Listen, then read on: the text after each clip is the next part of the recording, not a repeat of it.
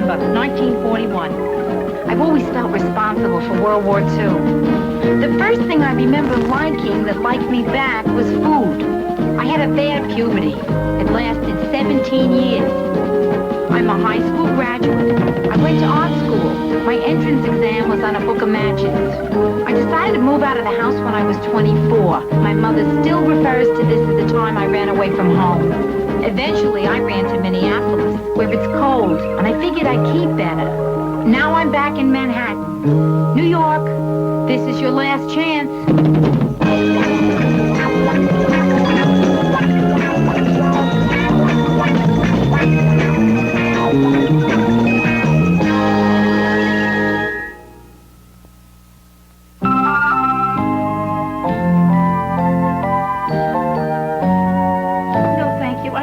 Any of your stuff. Avocado facial mask. Olive oil moisturizer? Miss, I'm really sorry, but I'm trying to get some work done. You see, I work at home. This is good stuff. I use it myself, and look how youthful my skin looks. Okay, how old are you? 22. Too bad. If you said 53, I would have bought the whole franchise. Carlton! Hello, this is Yeah. Carlton, listen to me. I told you before, and I'm going to tell you again. I'm not home. So don't let anybody else up. You know I just had to get rid of a woman selling cosmetics from door to door. Oh, you mean she got past me? Strange as it may seem. I'll go find her right away. I could use a new bottle of aftershave.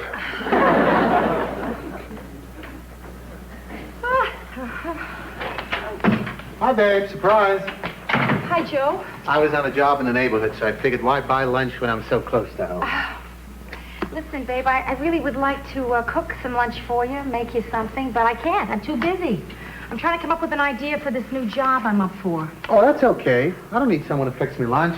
I'll just have some fruit and cheese and stuff. Good. What new job is that? It's Martindale's. Boy, if I get this, it'll be the biggest account I've ever gotten.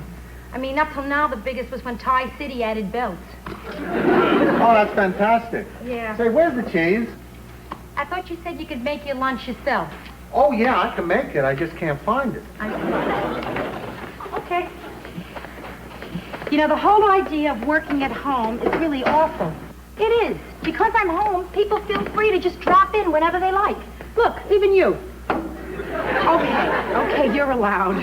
All I want is lunch. I know. Boy, it's a beautiful day out there, huh? Yeah. You know what I'd like?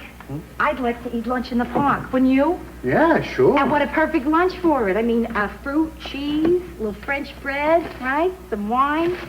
Sit under a tree. Yeah, here. Take a squirrel to lunch. You understand, don't you? I mean, you're a distraction. A great distraction. What a distraction. I figure if I'm alone for a while, I can get this work done. Okay? Sure. Oh, hiya, Brand.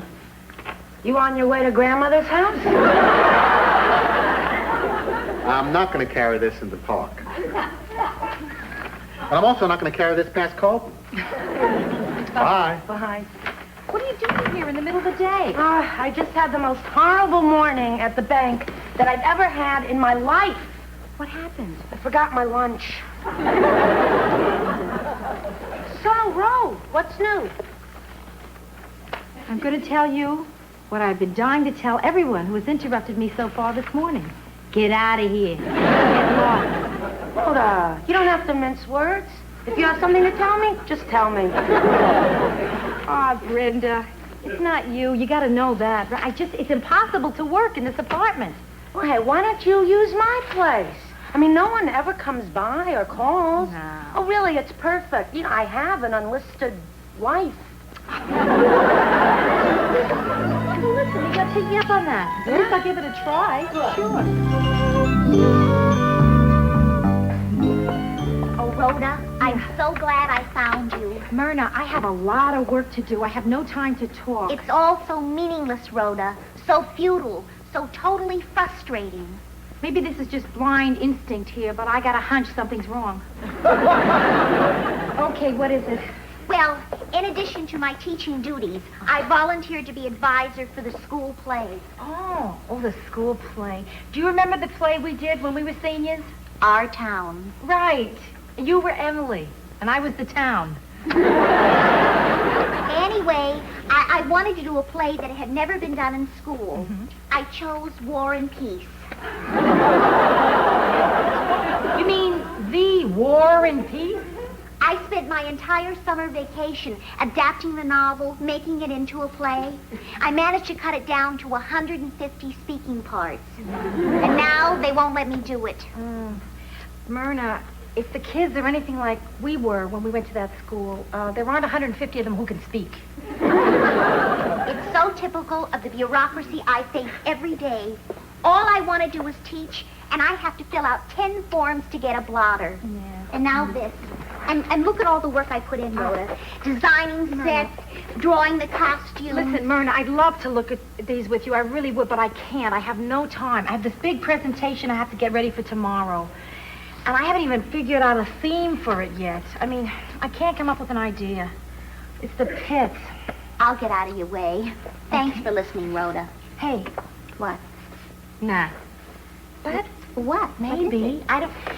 War and Peace. This could be a theme for my windows. Yeah. The Russian look is going to be very big this spring. Sure, Myrna, I could do 3 windows of war and then 4 of peace. The war windows are reds and oranges, and then the peace windows in pale colors, pastels. This is so exciting, watching the birth of 7 windows. Myrna, this is so good. This is good. This is up. I'm so happy I got this. Now I gotta get a fabric. Do you realize what I just did? I just stole your idea. No, take it. It's okay, please. I'm honored you want to use them. Really? Yeah, can I just stay and watch you do it? Sure. I'll be quiet, I promise. I'm just going to sit over here and read 38 essays on the symbolism of the Mississippi River and Huckleberry Finn. Well, that sounds fun. It's the pits.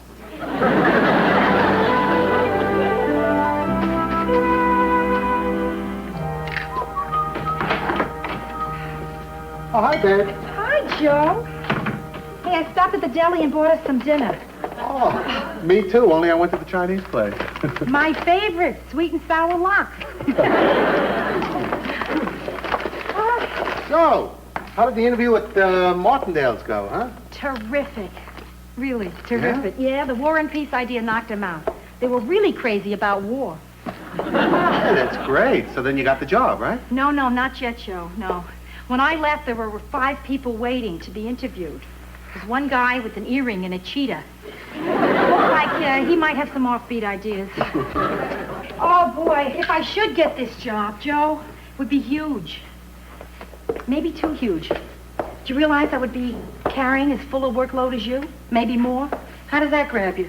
Rhoda, what's wrong? I mean, you worked for years for something like this. Yeah, I know. It's like one day I hope I'm going to get a call and they'll say, "Hello, this is Pittsburgh. Come on over and knock us down." I mean, it's something you've been aiming for, you know? What is it? You afraid you can't do the job? No, I can handle the job.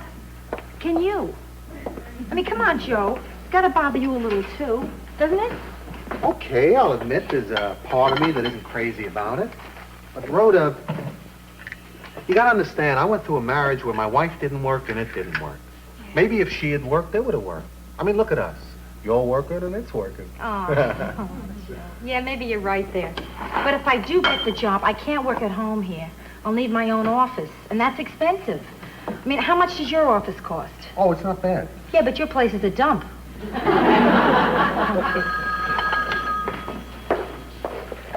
Hello? Hello, Mr. Critchfield. It's the guy from Martindale's. What? I what? I don't believe this. You must be kidding. Oh, no, of course you're not kidding. It would be mean and crummy to kid a person like that. Oh, boy, I can't tell you how much this means to me. I'm telling you, thank you. Yes, I'll be there first thing tomorrow. And thanks again. How do you like that? I beat out 20 people in a cheetah. Oh, Joe, this makes me feel so terrific. I mean, I feel great. How does it make you feel? Oh, it makes me feel great. Yeah? Yeah, I'm so proud of you. Oh. What do you say we celebrate? You want to go out? Nah, let's stay here. This may be your last home-cooked meal for a while.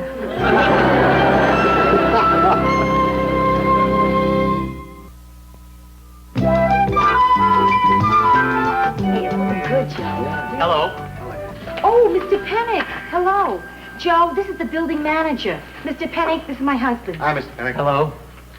Hey, what's going on? What are you doing? Hey, we'll paint the office. We just painted it before you moved in. You're kidding. That yucky brown? that color I thought that was a color that another color turned when it spoiled. What'd you do with this desk? It says here, 1 gray metal desk. Yes, under the contact paper is 1 gray metal desk. 1 cruddy-looking chipped gray metal desk, which I fixed. I don't know. They're not going to like this. They? Who are they, Mr. Pennick? The yucky brown paint and the gray metal desk syndicate? I was going to send this home with your wife for you to sign, but since you're here, Oh, sure. Oh, wait a minute. What is that? What are you signing? it's your lease. Oh, well then shouldn't I sign it? This is my office. They prefer that the man of the house sign it.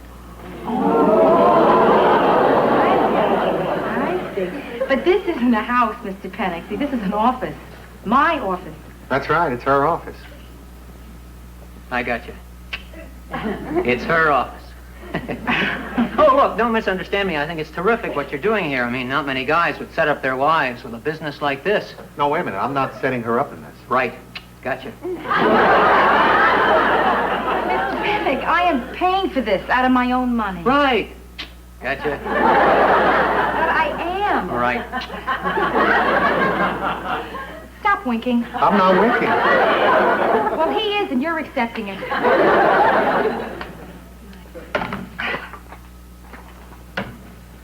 Aren't you going to read it? I have a photographic memory. I will read it later. Cute. What? This is the first lease they've ever gotten signed with pink ink. Windows by Rhoda. What do you do with windows anyway? Make them like stained glass ones? No, I wash them.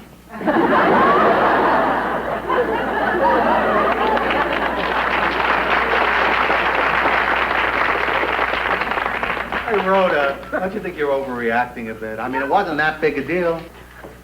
It wasn't that big a deal. It was that big a deal, Joe. You don't have to face this all the time. I do. Whenever I take a client out to lunch and it's a man, I pay the bill, they bring him the change. Oh, thanks, Leo. Tuna? Yeah. Or tuna. Here's your change. Do you see that? Thank you. Hey, miss, how do you spell your last name? Gerard, G-E-R-A-R-D. That don't sound right. I thought it was a long one. It is. Morgan Stern. Excuse me. Morgan with an E, Stern. Hey, how come you're using your old name? Well, Joe, you see, I gave a lot of thought to this, and I realized that most of the people in the window dressing business know me as Morgan Stern.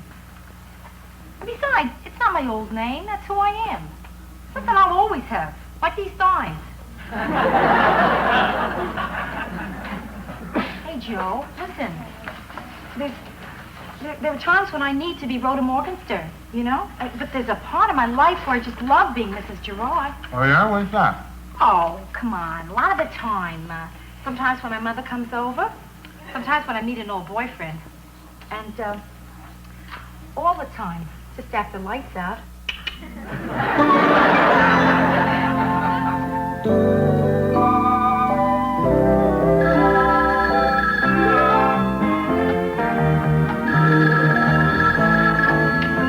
Hello, Rhoda Morgenstern.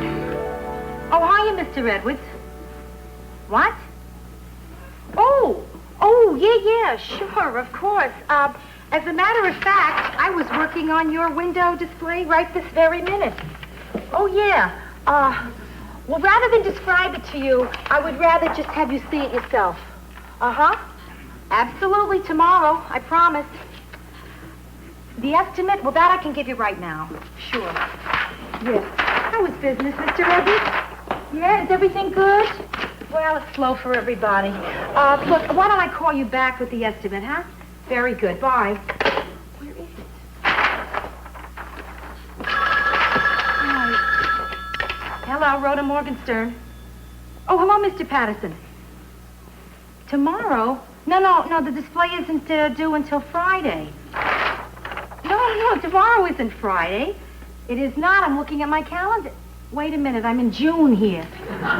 Oh, I'm sorry, Mr. Patterson. Of course it's tomorrow. Yeah, and you'll have it. I'll be there. Okay, see ya. Oh, no. Rhoda Morgenstern. Hello, this is Joe Gerard. I was just wondering if my wife was there and when she's going to come home. Oh, yeah, Joe, she's here, and she has no idea when she's going to be home. Well, this morning you said you're going to be home early today. I know, Dawn, but things have just gotten suddenly nuts around here. Well, look, how much longer is this going to go on? What do you want me to do, quit? Okay, I'll quit. Only one problem, Joe. What do we do with this office for the next 11 months? Well, I always wanted a den. Joe, listen, I'm a little crazy right now. I got to tell you that. So I think it's best we talk about this when we're together. Fine, that's just fine. Now, when is that going to be? I don't know. But please just hang in there, Joe, huh? Hey, Rhoda, what do you think I've been doing? Well, Goodbye. Joe. Hello, Rhoda. Myrna, I can't talk to anybody now. My life is falling apart. I have a ton of work to do. Oh, all right.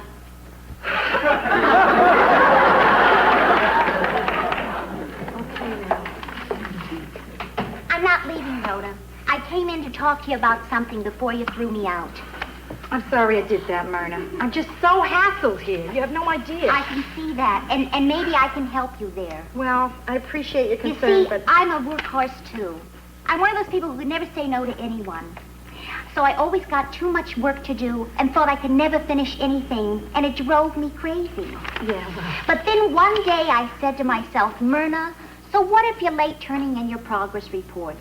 Is Mr. Lethcourt going to kill you? Heck no. And once I came to that realization, a calm came over me. A kind of peaceful, blissful... Myrna, get to the point. The point is, once I relaxed, I did better work. And that is what you should do. Thank you. Now, come on. What? I want you to sit over here and relax. Myrna, I can't. I have work to do. Rhoda! Take your shoes off and wiggle your toes. Myrna. Rhoda, I'm wiggling. would you like a cup of coffee? Yeah, I would love it. I bet you never thought you'd be getting advice from me, huh? But this is one thing I'm good at. Work. I'm not good at life, and I'm not good at men, but I'm good at work. How do you feel? Fine. Don't do that, Rhoda. This is your break. Relax. We'll chat. How's Joe? Not good, otherwise he's fine. Good. So how's school? I quit. What? I'm sitting here complaining and you just quit an entire career? Myrna, why didn't you say something? I was going to, but you didn't seem to be in the mood to hear it then. Oh, well, why did you quit? I thought you loved teaching. I quit because I had this urge to be creative, and they wouldn't let me. I couldn't get it off there. Myrna, this is such a major step to take. I mean, what are you going to do now? I don't know. Something. But that night at Brenda's, when I dropped by and helped you with that idea, it was the most exciting, stimulating night of my life. You poor kid. And then the other day, I went by Martindale's and I saw your War and Peace windows. And as I stood there among the crowd on the sidewalk, a thrill went through me.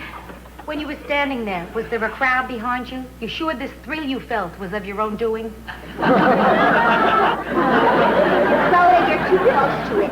It's very exciting what you do, Rhoda, and I want to do it too. Myrna, please, come on. A person doesn't quit a job and become a window dresser overnight. Well, how did you get started then? Well, I quit a job. Yeah, but I had some art training. I've had some art training. But I apprenticed with someone who showed me the ropes, you know? I could do that too, Rhoda, if I could find someone who was talented and patient and maybe overworked enough to show me those very same ropes. Do you read me, Rhoda? Myrna, listen. I don't know if it's a good idea for friends to, you know. Fortunately, I don't feel we're that close yet. Well, nah. There's got to be something wrong with it. It's too logical. Makes too much sense. But I've always been somebody who resisted. anything that sounded too easy, you know. Like when they first brought out pantyhose, I thought they couldn't work. Oh, Myrna, listen, no, I don't think it's a good I'll idea. get that. Good afternoon. Windows by Rhoda. Yes, Mr. Edwards. I forgot to call him back. The estimate for the window tomorrow? Just one moment, please. What's this about a window for Big Ed's men's shop? Myrna, I got myself into such a bind, you won't believe it. I promised 2 stores displays for tomorrow, and I can't... Yes, Mr. Edwards, I'm sorry. This is Ms. Morgenstein, Ms. Morgenstern's associate. I'm afraid I've made a mistake in her schedule. Would it be terribly inconvenient if we postpone that until next week? Good. Why, thank you, Mr. Edwards. All right, Big Ed. A drink sometime? Why, yes, that sounds very refreshing. Ciao to you, too. What are you doing? I'm finishing my coffee. I am wiggling my toes. Miss Morgenstein, hold all calls.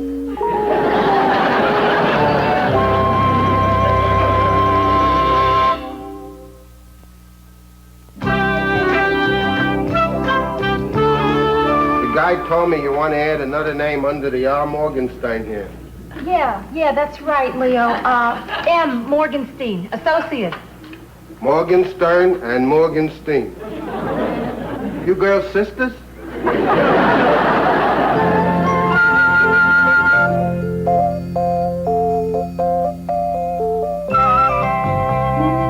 Hello, Joe. Listen, great news. Great. I'm going to be home early after all. We can have a nice dinner together, time to talk afterwards. Doesn't that sound great? What do you mean, who is this?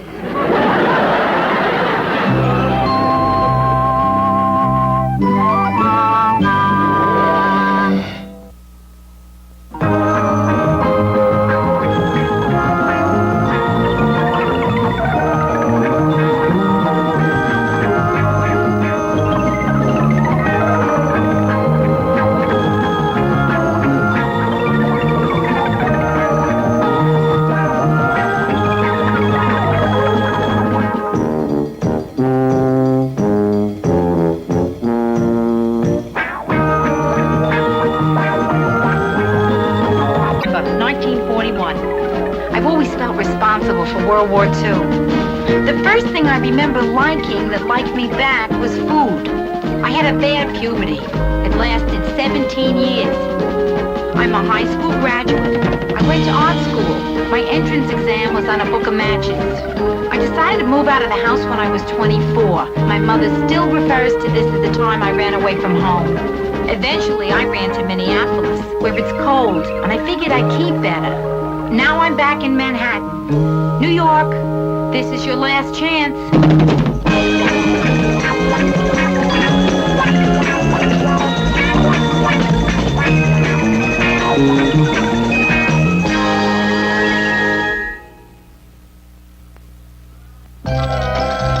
Come on, boardwalk. My luck's gonna change, you watch. Give me a 7, 4. Hi, babe. Oh, Joe, hi. Hi, Brent. Hi. Oh, boy, you got me what I wanted for my birthday. The world's greatest shower nozzle. You totally ruined the whole surprise. You know that? We had such a cute way of giving this to you. We had it all planned. Oh, yeah? Tell me. Yeah, tell her. Well, it wasn't that You cute. can tell her. He's only saying that because it was his idea. It's plenty cute. He was going to sneak down to your apartment when you weren't home and install this. Then I was going to say, Brenda, why don't you go take a shower? Well, maybe it wasn't all that cute. Hey, Bren, how about coming over Monday night and we'll celebrate your birthday, huh? Oh, Joe, she's probably got plans of her own for that night. Yeah. By the way, this is terrific. I want to show you the settings. They have, see, coarse, fine, needle, and abuse. So what do you say, Bren? Monday night, huh? Joe, listen, I want her to feel she has to come here for her birthday, you know. I mean, if there's something else she'd rather do, go ahead. Well, actually, there was a little something I was going to do. Oh. But let me see if I can get out of it. Can I use your phone? Brenda, it's foolish to try to get out of it. I mean, we see so much of each other all the time. You got something to do on your birthday? Go ahead and do it as It's planned. Brenda's birthday. Let her do what she wants. Joe, do you mind? I just wanted to tell her. Hello, may I please speak to Chet Devereaux? Brenda, you're gonna call off an evening you planned to be with us. Go out, do what you planned. I don't believe you have ever shushed me before. Since when is shushing entered this relationship? Oh, sure, I'll hold. Yeah, well, what's he doing? Well, how long does it take for him to hot comb his hair? Joe, now listen to me. I think, Brenda, it would be better if she sees her own friends and isn't so dependent on us all the time. Yeah, well, maybe Brenda would rather be with us, huh? Joe, I'm talking low in hopes that you also talk low. Listen, Chet, something came up, and I don't think I'll be able to go to the party with you on Monday. Brenda, hold on. I can't let you do this. It is silly for you not to go to a Rhoda, party. you are being silly. Brenda, if you want to come here, come here. We'd love to have you. That's all. I said I can't go to the party on Monday. Maybe you could stop hot combing your hair for a second. What do you mean you're at the crucial point? Oh, covering the spot. I like the spot. Yeah, it's really good. So listen, can I have a rain check? No?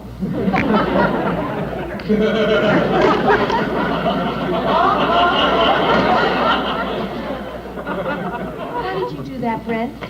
Well, I had a choice on my birthday to either have fun with people I'm comfortable with or have Chet take me to a square dance party at his law firm. The 84-year-old senior partner is calling the do-si-dos. Brenda, don't worry about a thing. I mean, you know, I think you made the right decision, really. Well, sure. Where would I have a better time than with my own flesh and blood? And flesh and blood-in-law. Listen, we're going to make you a great meal. Terrific. Hey, cook something fattening, because there's only 2 times I let myself go. On my birthday and Saturdays. Good night.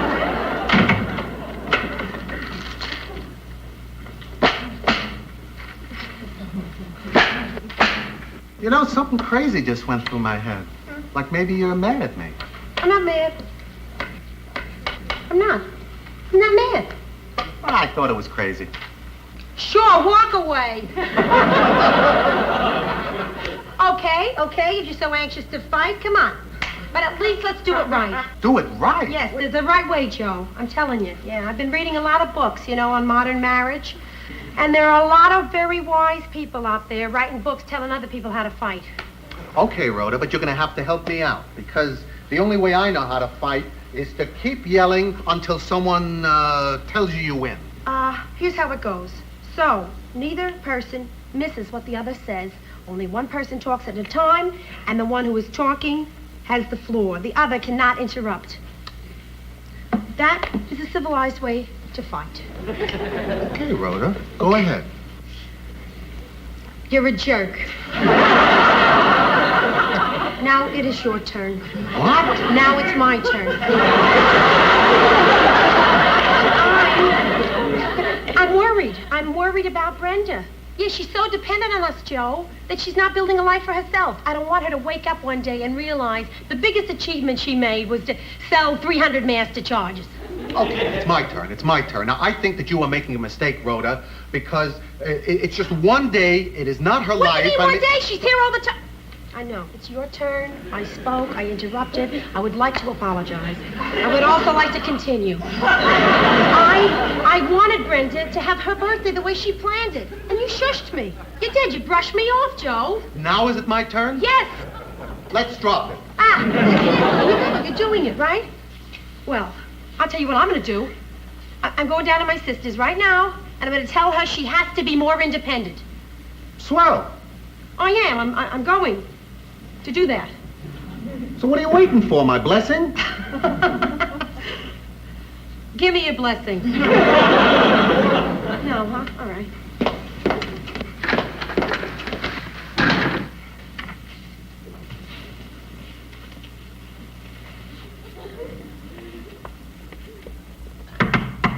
Well, come on in, Ro. Brenda, you gotta be more independent. Okay. Ro, I am really glad you're here. I have to figure out an outfit for Monday. They're putting in a new security camera at my bank, and I want to look great. You don't need me. Come on, just let me see what you picked out for yourself. Oh, well, this skirt with this top.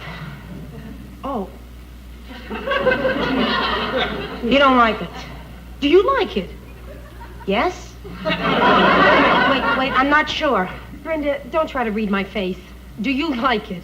Oh, I bought it. I'm not going to tell you what to wear. Come on. I'll go to work naked. No, that's going to make me look fat. Brenda, look, maybe I'll come back tomorrow, to discuss the thing I came up for. I just had this thing with Joe, and I'm a little crazy now, so I'll see. No, wait, you got me curious. Why not tell me now? Well, I'm afraid to tell you because you always agree with everything I say. No, I don't, Rhoda. I don't. You don't? I don't. Okay. Just now upstairs, you decided to play it safe on your birthday rather than go into a new situation where you might meet some interesting people. Brenda, you gotta grow.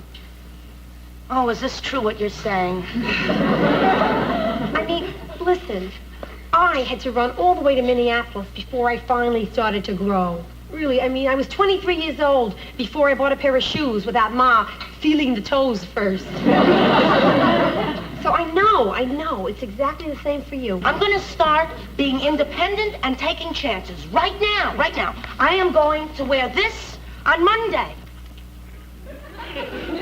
Or not.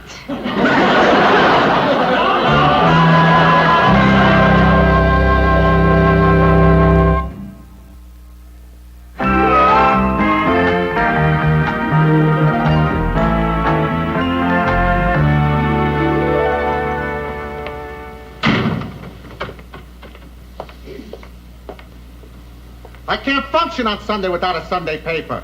Even if I'm not reading it, it's not Sunday without a paper lying around. I feel wonderful, Joe. I mean, you have me at a disadvantage here. I feel just terrific, and you seem to be mad. I don't have a Sunday paper, but I have some hot news here. You feel terrific, huh? It's fading. Okay. I want to know why you're upset. I don't know why I'm upset, Rhoda. Those crazy rules you made up for us to fight by. Mm-hmm. I never felt so, frustrated. No, not frustrated. So, not having an outlet for what I feel. Well, you know something, Joe? Those rules, they're not mine. No, the book stated very clearly there are no rules. In fact, that was rule number 4, there are no rules. I failed to get across in that argument is that you were absolutely wrong. Joe, if I may point out, it's not terribly mature to be hung up on who's right and who's wrong. But if you're interested in the substance of last night's argument, Brenda agrees that she has to become more independent, which means you're wrong, I'm right, I win. Still no paper. Carlton? Hello, this is Carlton. You're doing it. Carlton, this is Joe Girard. Have you seen our Sunday paper? Are you accusing me of stealing? No, I'm not accusing you of anything, Carlton. Well, you should, because I stole your newspaper. What did you do that for? I was cold. Forget it, Carlton. I'll go down and buy another one. Thank you. Joe? What? Nothing. I'll miss you. Hi, Joe. Oh, hi, Brent. Hi. Is everything okay? I'll give you a hint. I'm deciding what to have for breakfast. The choice is between Fudge Ripple and Rocky Road. Come on, Ro. Eating isn't going to solve anything. Look at me. That's how far I've come in just one day. I'm giving you advice. And about eating. Hey, Ro, I've got a pretty big announcement to make, but I'm not sure if this is the right time to tell you. Is it good news? Yeah? This is the right time. Yeah, well, so far this has been the most incredible day of my life. Yeah? It started off with me doing something I've never done before. I woke up at 5:30 this morning, and I just started walking all over the city, and I wasn't afraid. That's wonderful. Brenda, it's wonderful. Don't do it again. I mean, it's wonderful. It's not smart. Well, I just kept on thinking about what you said, Ro. I kept on thinking I was going to make a big decision. Maybe change it all right then and there. Boy, that's wonderful. Oh, it was wonderful. For about 30 seconds. And then some guy came up to me, introduced himself, and invited me to be his guest at an adult bookstore. Usually, something like that would send me running straight for home. But not this morning. Right. Terrific. Brenda, it's wonderful. It's absolutely wonderful. Just wonderful. Yeah. Well, anyway, I finally found in Times Square somebody to talk to, a Marine recruiter, who told me that he traveled over 2 million miles and with a crew cut. Wow. Ro, I began to wonder, what's keeping me in New York? Ro, I'm going to move to San Francisco. How come you stopped saying wonderful? Did I? Yeah. Wonderful. Wonderful. I just was a surprise. I'm going to do it. Terrific. Yeah, well, you helped, Ro. I mean, you really started me thinking. Oh, yeah, I can't forget that. Well, I guess I better go talk to Carlton and see how soon he can rent out my apartment. Yeah, terrific. Yeah. Wonderful. Yeah. Wonderful. You are making me proud, Brenda. Yeah. Keep it up. Right.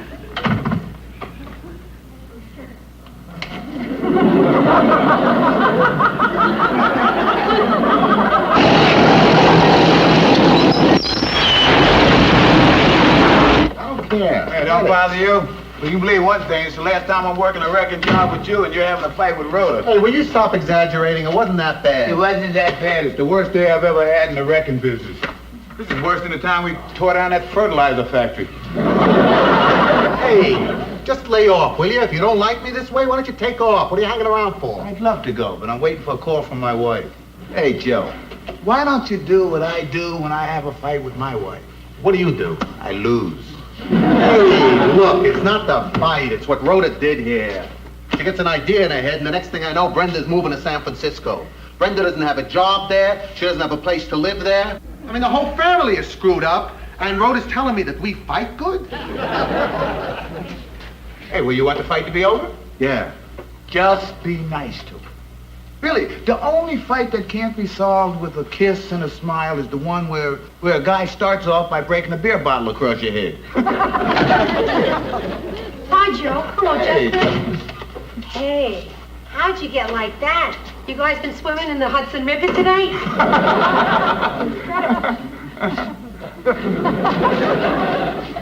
Hey, I'd love to leave you two alone. I really would. You know, especially what you've been going through, but I'm waiting for a call from my wife. What are you talking about? The thing between you and Rhoda. I still don't know what you're talking about. Oh.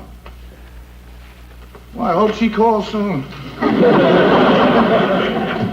Well, I can tell you what's going on with me, in case anybody's interested. Yeah, I'm interested. Okay. Well, for starters, this is kind of difficult because I'm talking to 2 men who are covered with a building. One of them is very angry with me, but he's going to have to be mad at some other time because right now I need him. Okay, I'm not mad anymore. What do you do? What's the matter? What is it? Oh, Joe. I don't want Brenda to go to San Francisco. I mean, I'm sorry I ever interfered in her life in the first place. You were right. You were so right. I just got to get over this thing where I'm trying to make Brenda's life perfect for her. From now on, it's hands off. Completely. Besides, look what it's doing to me. It's completely wiping us out. I mean, look what happened when we went to bed last night. She should be calling shortly. Listen, Rhoda, listen to me because I think I can clear this whole thing up because I'm not as emotionally involved as you are. Okay. Now, you want Brenda to stay. Yeah. Now, I got a hunch that she wants to stay, only you're not saying anything because you're on this hands-off kick. But I think that you don't hurt anyone by letting them know that you love them. Hello? Oh, hi, honey. Let me call you back.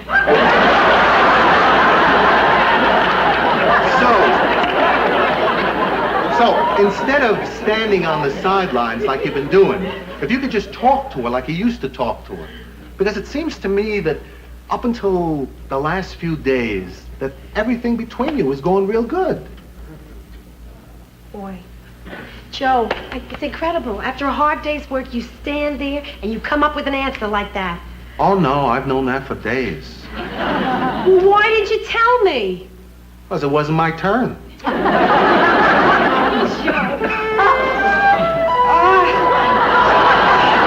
That's worth it. Brenda, you in there? Come on in. Hello, this is your first non-cake.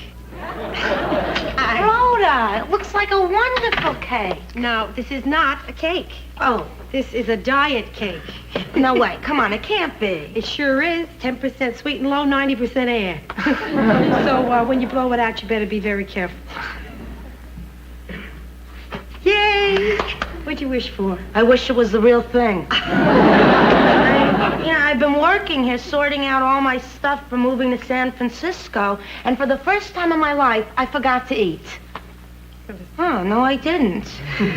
Will you look at that? I really am changing. I've always wanted to be the kind of person who could leave food on my plate. So elegant. Brenda, listen, I owe you an apology. No, you don't. How do you know that? How do you even know what it is I want to apologize for? You don't do anything wrong. Will you stop that? Please, let me apologize to you. I am sorry. I've made the incredible presumption, because I've been around a couple more years than you, that I have some kind of idea how you should run your life. I'm not going to do that anymore. After this.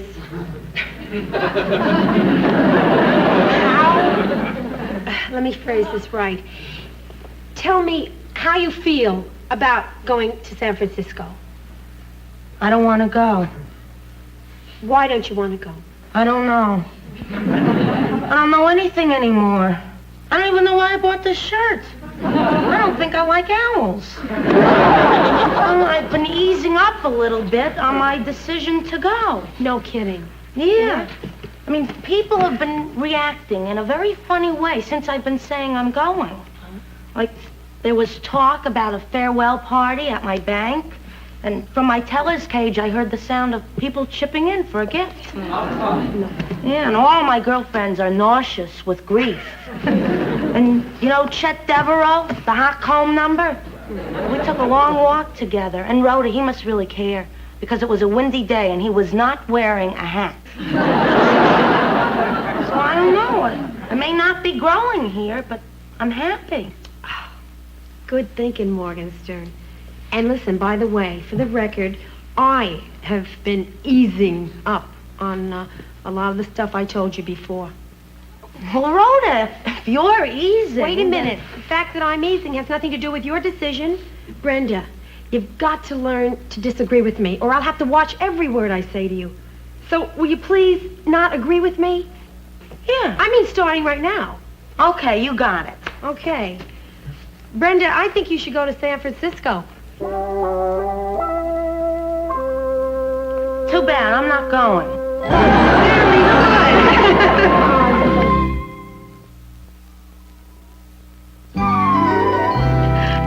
Hey, Brenda, we gotta tell Carlton you're not moving. Oh, yeah. Before he rents your apartment. Right. Hello, Carlton? Hello, this is Carlton, your doorman. Now, Carlton, listen, I got news for you. Brenda is staying. Wonderful. I hope she enjoys living with the engineer I just rented her place to. Carlton, no engineer is moving in here with my sister. Wait a minute, not so hasty. Carlton, how much did the engineer give you? I believe it would be lacking of integrity to discuss my bribes. Well, maybe we're prepared to buy the apartment back. How much do you want? You mean how much money do I want? How much money do you want, Carlton? This is the most wonderful day of my life. Let's see. Can I call my accountant? We don't have time. It won't take long. He's lying us to curb.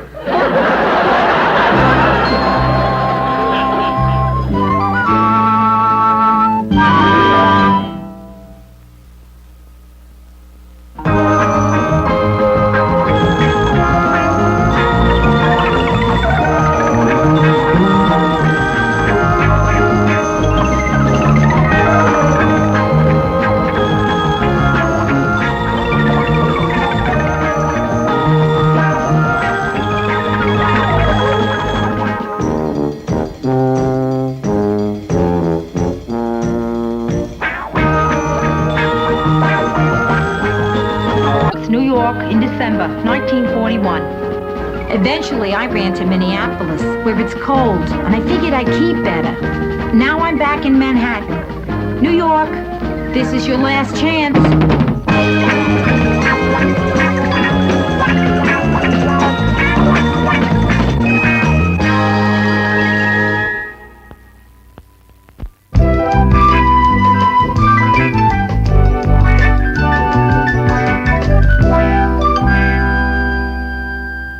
Roy, listen, I gotta do an Easter window for Martindale.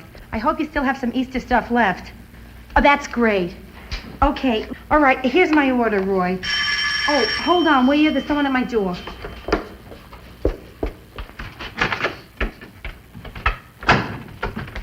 Ma! Hi, dear. I was in the neighborhood. One second, I'm on the telephone. Roy, yeah, listen, what I need is, well, the biggest rabbit you've got. I need 9 dozen eggs, 8 ducks, and 14 chickens. Well, you having company tonight? Thanks, Roy. Rhoda, have you seen my blue jacket? Oh, Joe, it's still at the cleaners. I didn't have time yesterday to pick it up. Oh, well, I'll pick it up on my way to work then. Good. Oh, hi, Ida. Listen, Ma, excuse me, Joe. Yeah. If you're going to the cleaners, you could take all this stuff. Oh, sure. Drop it off? Uh-huh. So, Joe, could I make you a little breakfast? No, thanks, Ida. I'll grab a cup of coffee and a donut like I usually do. Oh.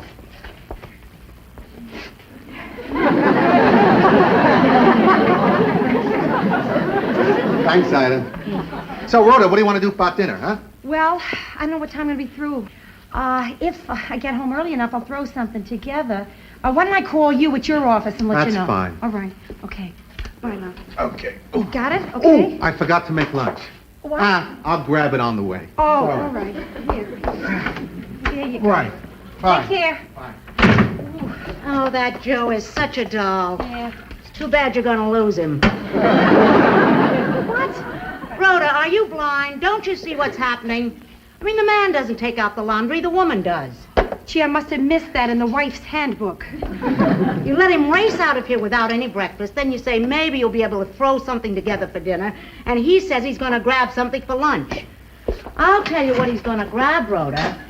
Another woman. A chick, Rhoda. A chick that'll cook, clean, and take out the laundry. Ma, are you threatening to take Joe away from me? I have been a married woman for 35 years. Yeah. How long have you been doing it? 6 months. Oh, 6 months, and look at the dirt in this place. What's it gonna look like after 35 years? Oh, Ma, come on. It's not dirty. It's not dirt. It's just a little cluttered is all. Besides, I've had a terrible schedule. I've been really busy. And what are you doing here at 9 o'clock in the morning anyway? Well, I thought the two of us could spend the day together, you know, shopping, have a little lunch. Oh, that sounds nice. It really sounds lovely. But I can't. I gotta go to work. Sorry. Listen, why don't you call up Aunt Rose? Go shopping with her. Oh, no, your Aunt Rose is visiting your cousin Joyce in Chicago. Oh. She had another baby. Number 6. Oh, she stopped naming them, huh? Listen, Ma, why don't you just go shopping by yourself? Oh, no, I do that all the time. Well, why don't you go to the Museum of Modern Art? No, their floors are too slippery. Ma, you need something to do today? Okay, I'm going to tell you the same thing you used to tell me when I was complaining about nothing to do. Go ride your bike. Hey, babe, I'm sorry, but I just remembered I can't take this stuff to the cleaners. My job's in the opposite direction. Oh, well, listen, I'm late for the appointment now. I can't take it. We'll leave it. Worry about it later. All Bye-bye. right, Jim. What are you doing? I can take your laundry. Ma, I don't have anything I don't want to you do. taking my laundry. Darling, it isn't any trouble for Please me to put do it this. down. Drop it.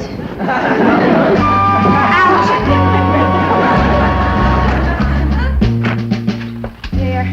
Look at all this stuff. It's all for Martindale. And I have an appointment with that owner of the new shop on 3rd Avenue. You know, the one that makes the leather clothes? Oh, Dr. Jacket and Mr. Hyde. Yeah, that's Myrna, why don't you go for me? Yeah, please, take that appointment. Oh, I'm not ready to meet anybody. Anyway, you know them, I don't. Myrna, I don't know them. I just talked to Hyde a few times on the phone. No, Myrna, You know, you came in here wanting to learn the window dressing trade, and so far you have never been out of this office, not once. Now, I'm not minimizing what you've done here. It's terrific, really. You've organized the whole place, brought me back my sanity, but that's only half the job. The other half is getting out there, meeting the people, drumming up business, getting on the streets, hustling. I couldn't hustle. Myrna, you got to. I mean, you got to get out there and show them your stuff. I have to.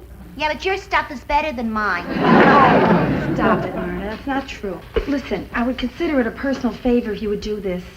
I mean, I get home at a decent hour, maybe have dinner with my husband, clean up my apartment, maybe... All right, I'll go. Great, thank you. What do I say to him, to Mr. Hyde? Well, he'll tell you what he wants us to do and how much he wants to pay. And then if it feels good to you, we'll do it. You think I should wear something more businesslike? Oh, boy. Boy, whatever they're cooking across the hall sure smells good. Then how come it just got stronger when we opened our door? Hey, what's going on? The laundry's gone. I know. And the papers and the clothes for the cleaners. Joe, I got a flash for you. What? You know what we smell cooking across the hall? Yeah? It's cooking here. Rhoda, Joe, while I was at work, my apartment was hit. Now, Brenda, just calm down. What do you mean? Did they get away with anything? Just some dirt and trash. My place is immaculate. Like yours. Well, you gotta know what happened here. Ida the elf struck again. Ma? Of course it had to be Ma. Who else would have washed my light bulbs? Boy, I can't get over how great this place looks. That's really sweet of her, you know? Sweet nothing. Joe, you've never seen my mother when she gets on one of her cleaning binges. It's terrifying. Oh, come on. What's so bad about your mother wanting to help you out? Joe, if we let her do it this one time, she'll want to do it full time. Really. She'll be here cleaning, cooking. Do you want Ida Morgenstern holding a fork full of peas in front of your face saying, "Open the tunnel, here comes the choo-choo"? You know, Ma must have updated her material for me. I got, "Open the hanger, here comes the blimp." Oh, Brenda. I know she did this out of love, but I can't have it. I won't have my mother messing up my life by cleaning up my mess. Ma, why did you do this? You noticed that I tidied up. Tidied up? You polished my peephole. Ma, you cleaned up so well, I can't find anything. Well, that's all right, darling. If there's something you can't find, just call me. I know where you keep everything now. Everything.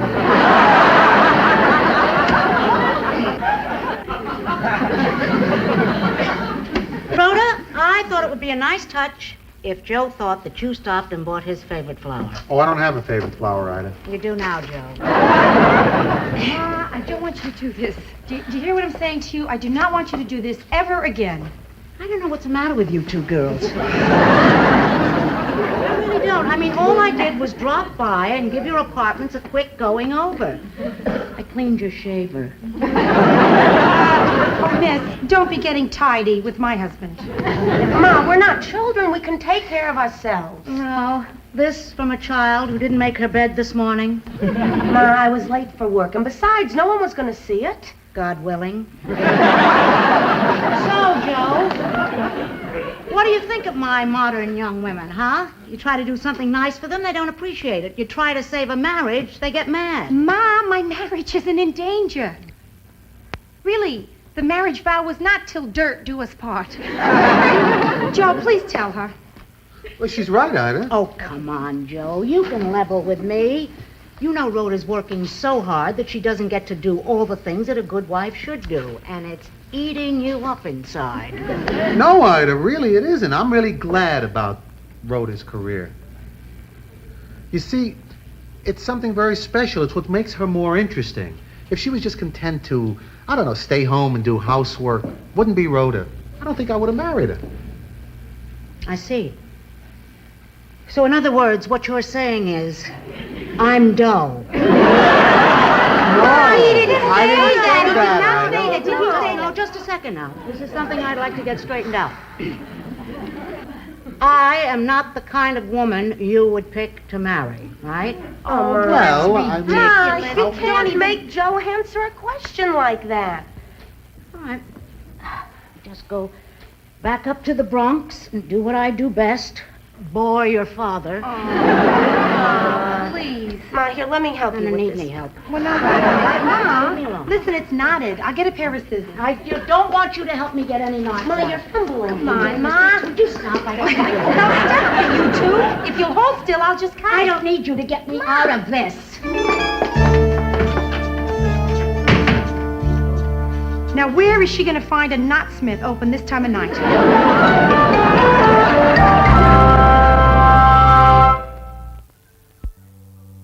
Good morning.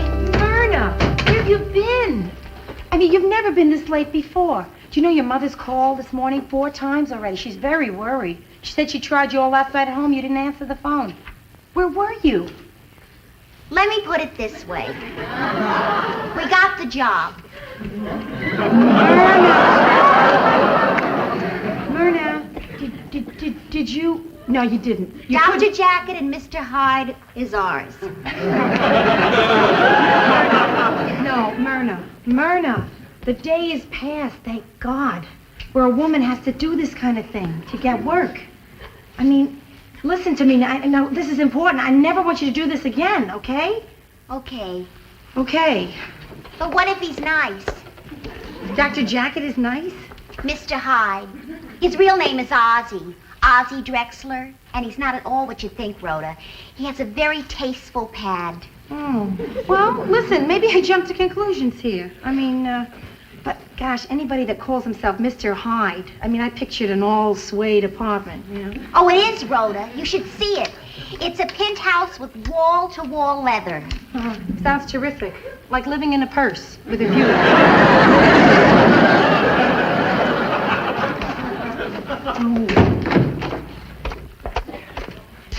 Ma, I was just calling you this. I've been calling you all morning. I was really worried. What were you worried about, darling? About last night, what I said. I didn't mean to hurt your feelings. I'm really sorry. Don't be sorry. You opened my eyes. I came to thank you. Well, what are you talking about? Well, I mean, Rhoda, what is my life anyway? I get up in the morning, I cook your father's breakfast, we eat, he leaves, I dust, vacuum, make the beds, and it's 9 a.m. And I have the whole day staring me in the face till 4 p.m. when it's time to put the brisket in. It's not a full life, Rhoda. It's clean, but it's empty. Oh, what are you talking about here? I mean, you make Pa very happy. You do. In what way? Well, I don't know. Gee, Ma, I'm not with you every minute of the day, but Well, I am, Rhoda, and believe me, I'm boring. I've just been born a little bit later so I could be a member of the sisterhood. I want to burn a bra. Well, I don't think they're doing that anymore. But if it makes you feel good, go ahead and do it. No, you can't burn a long line bra. The stays won't melt. Oh, hello.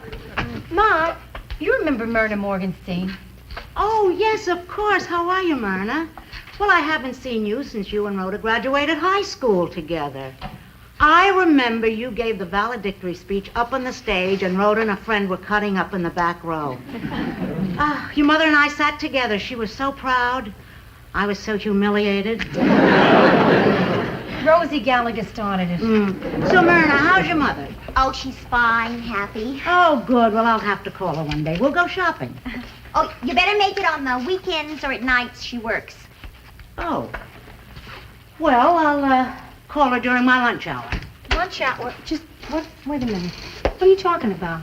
I'm talking about life, Rhoda. My life. You've raised my consciousness. I'm going to do something with my life. I'm going to be useful. I'm going to go get a job. And a bra that'll burn.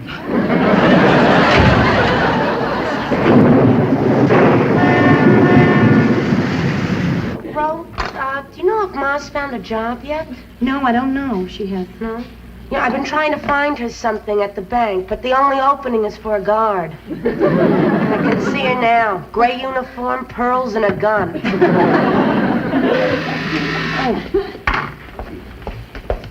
Yeah, Carlton. Yeah, this is Carlton, your doorman. Right. I thought you might be interested in knowing it's raining out. I'm interested in knowing why you're giving me this tidbit of information. Because your mother was all wet when she just went by. I see. Okay, thanks, Carlton. But you might get some towels and a sponge out. You know, for a little person, she sure makes big puddles. Hiya. What are you doing here at this hour? Well, your father was working late and I wasn't, so I thought I'd do a little shopping when I got through with my work at the job. Brenda, I brought you something. Little gift. What gift? This? Oh, Ma. I already have an umbrella. Yes, well, a person can't have too many umbrellas. I mean, look what happened to me today. I left mine at home where I don't work, and at my job I didn't have one where I do work. Okay. I just have to come right out and ask you. Ask me what? Ma, where do you work? Oh, girls, what difference does it make? I mean, the important thing is that I have a job, and I feel fulfilled, and my feet are killing me. Hey, under those little rain boots, do I see white shoes? Huh? All shoes look white through plastic. Red ones don't? White. Okay, Ma, come clean. You're either a good humor man, a dentist, or a yacht captain. All right. I'll tell you. Let me take my time.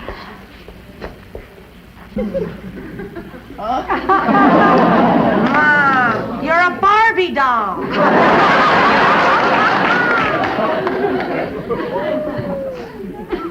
I have been spending my time at Sinai these days. Sinai, the mountain of the hospital. I am a candy striper, and I love it. I get to help the nurses, read to the patients, help serve the food. I hand out books, magazines. Oh, listen, if you have any old books or magazines, we can use them. Dee Dee.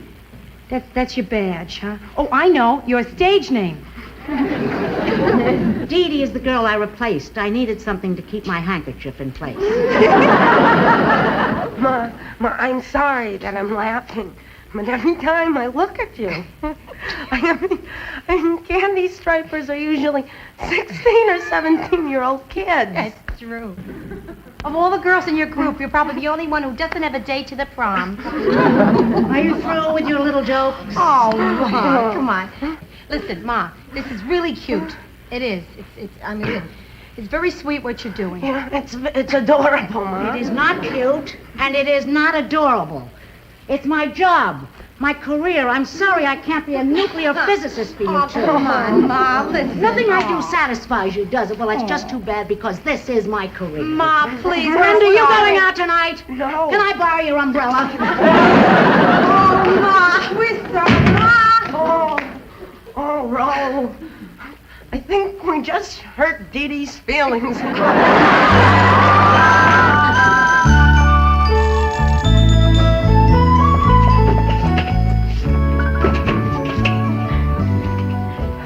How are you today? I told you, I don't want any beets. Did you taste them? I don't have to taste them. I hate beets. How do you know you hate them if you didn't taste them? Come on. I don't want to. Yes, you're going to try a few. Come on. All right, I'll taste some first. Nums. That's good. Okay, now You didn't really taste them. I'm not really sick. You are. Now, come on. Chew. That's better. Hi, Ma. Oh, hello. Hello. Listen, you mentioned that you needed books here at the hospital, so we figured we'd come down and bring you a few. Yeah, here, Ma. Joy of cooking. Every woman can. How to avoid probate. Well, Ma, see, we just picked them at random. They're an excuse. We came to see you. Oh, you needed another good laugh, huh? No, Ma, we came to apologize to you. We're really sorry we hurt you. We really didn't mean to give you such a hard time. Me either, Dee Dee. You girls in pink do a great job. Well, thanks, Mickey. Now, you do me a favor, will you? You name it. Button it up. We're going to have a little talk. Ma, could we go someplace and talk in private? Oh, sure.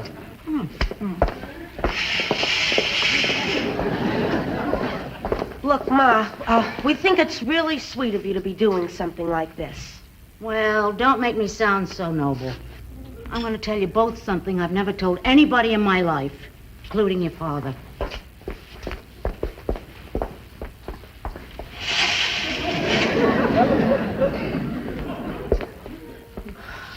Well,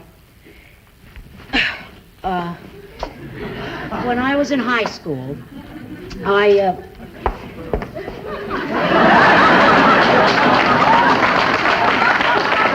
when I was a senior in high school, the war was really raging in Europe then. So I took a job in a defense plant so I could serve my country and hopefully meet a couple of cute guys, you know. But things happen during wartime, and, well, I don't know, people do things that they don't ordinarily do under normal circumstances. Things that they have to live with all through their lives. Oh, if your father ever finds out about this, it'll kill him. Ma, what is it? Just Ma, whatever it you is, can you tell tell us. us. Yeah. Yes. The ugly truth of it is, I never finished high school. Oh, Ma, is that what this is all about? Oh, wow. But wait a minute. What about all those stories about you dancing with Johnny Del Vecchio to the Hut Set song? You think I like this life, living this lie? Oh, Ma, it's nothing to be ashamed of. Pop loves you. We love you. A high school diploma doesn't make any difference. Well, now at least you know why I'm here. I needed a job to be complete, and without a high school diploma, I was lucky to get this. You know? But, Ma, you worked before you were married. Yeah, but there aren't too many openings for what I used to do. What'd you do? I was a bomb site inspector. Ma, you know, you don't have to do this just because some women feel they have to have a career. Yeah, Brenda's right. See, Ma, for me, I don't know, it wouldn't be right for me not to have a career. But if it's right for you not to, that's terrific. And you, too, would still think that I was complete? Oh, are you kidding? You are the most complete woman I know. Any more complete, and you'd be two people. Really? Really? Oh, absolutely. Come on now. Listen, if you don't like this job... Oh, thanks, Ma. What'd I do without you? If you don't like this job, you can quit it anytime you want. Quit? Sure. Quit a vital job like this? I'm doing things here I never even got to do as a mother or a housewife. Well, Mickey, did you clean off your plate? Oh, I left a few carrots. Uh-huh. Well, open the pad. Here comes the rocket. Mickey, do yourself a favor. Read the carrots. Or there'll be no TV. Right, Ma? Oh, yeah, right.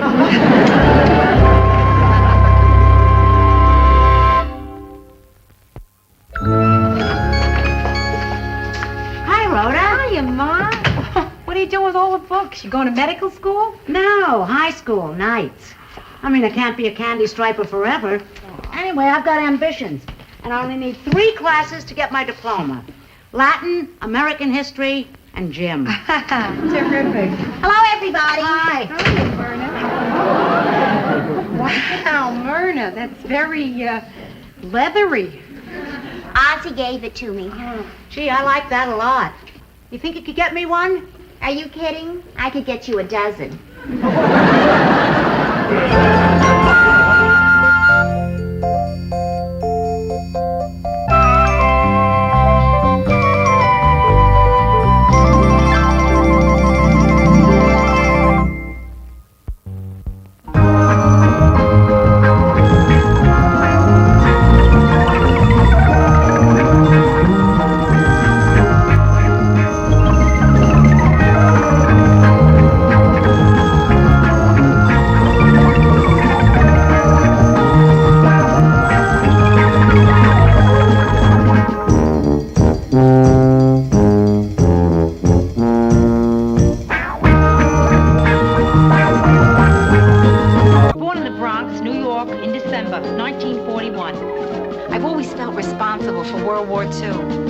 The first thing I remember liking that liked me back was food. I had a bad puberty. It lasted 17 years. I'm a high school graduate. I went to art school. My entrance exam was on a book of matches. I decided to move out of the house when I was 24. My mother still refers to this as the time I ran away from home. Eventually, I ran to Minneapolis, where it's cold, and I figured I'd keep better. Now I'm back in Manhattan. New York, this is your last chance.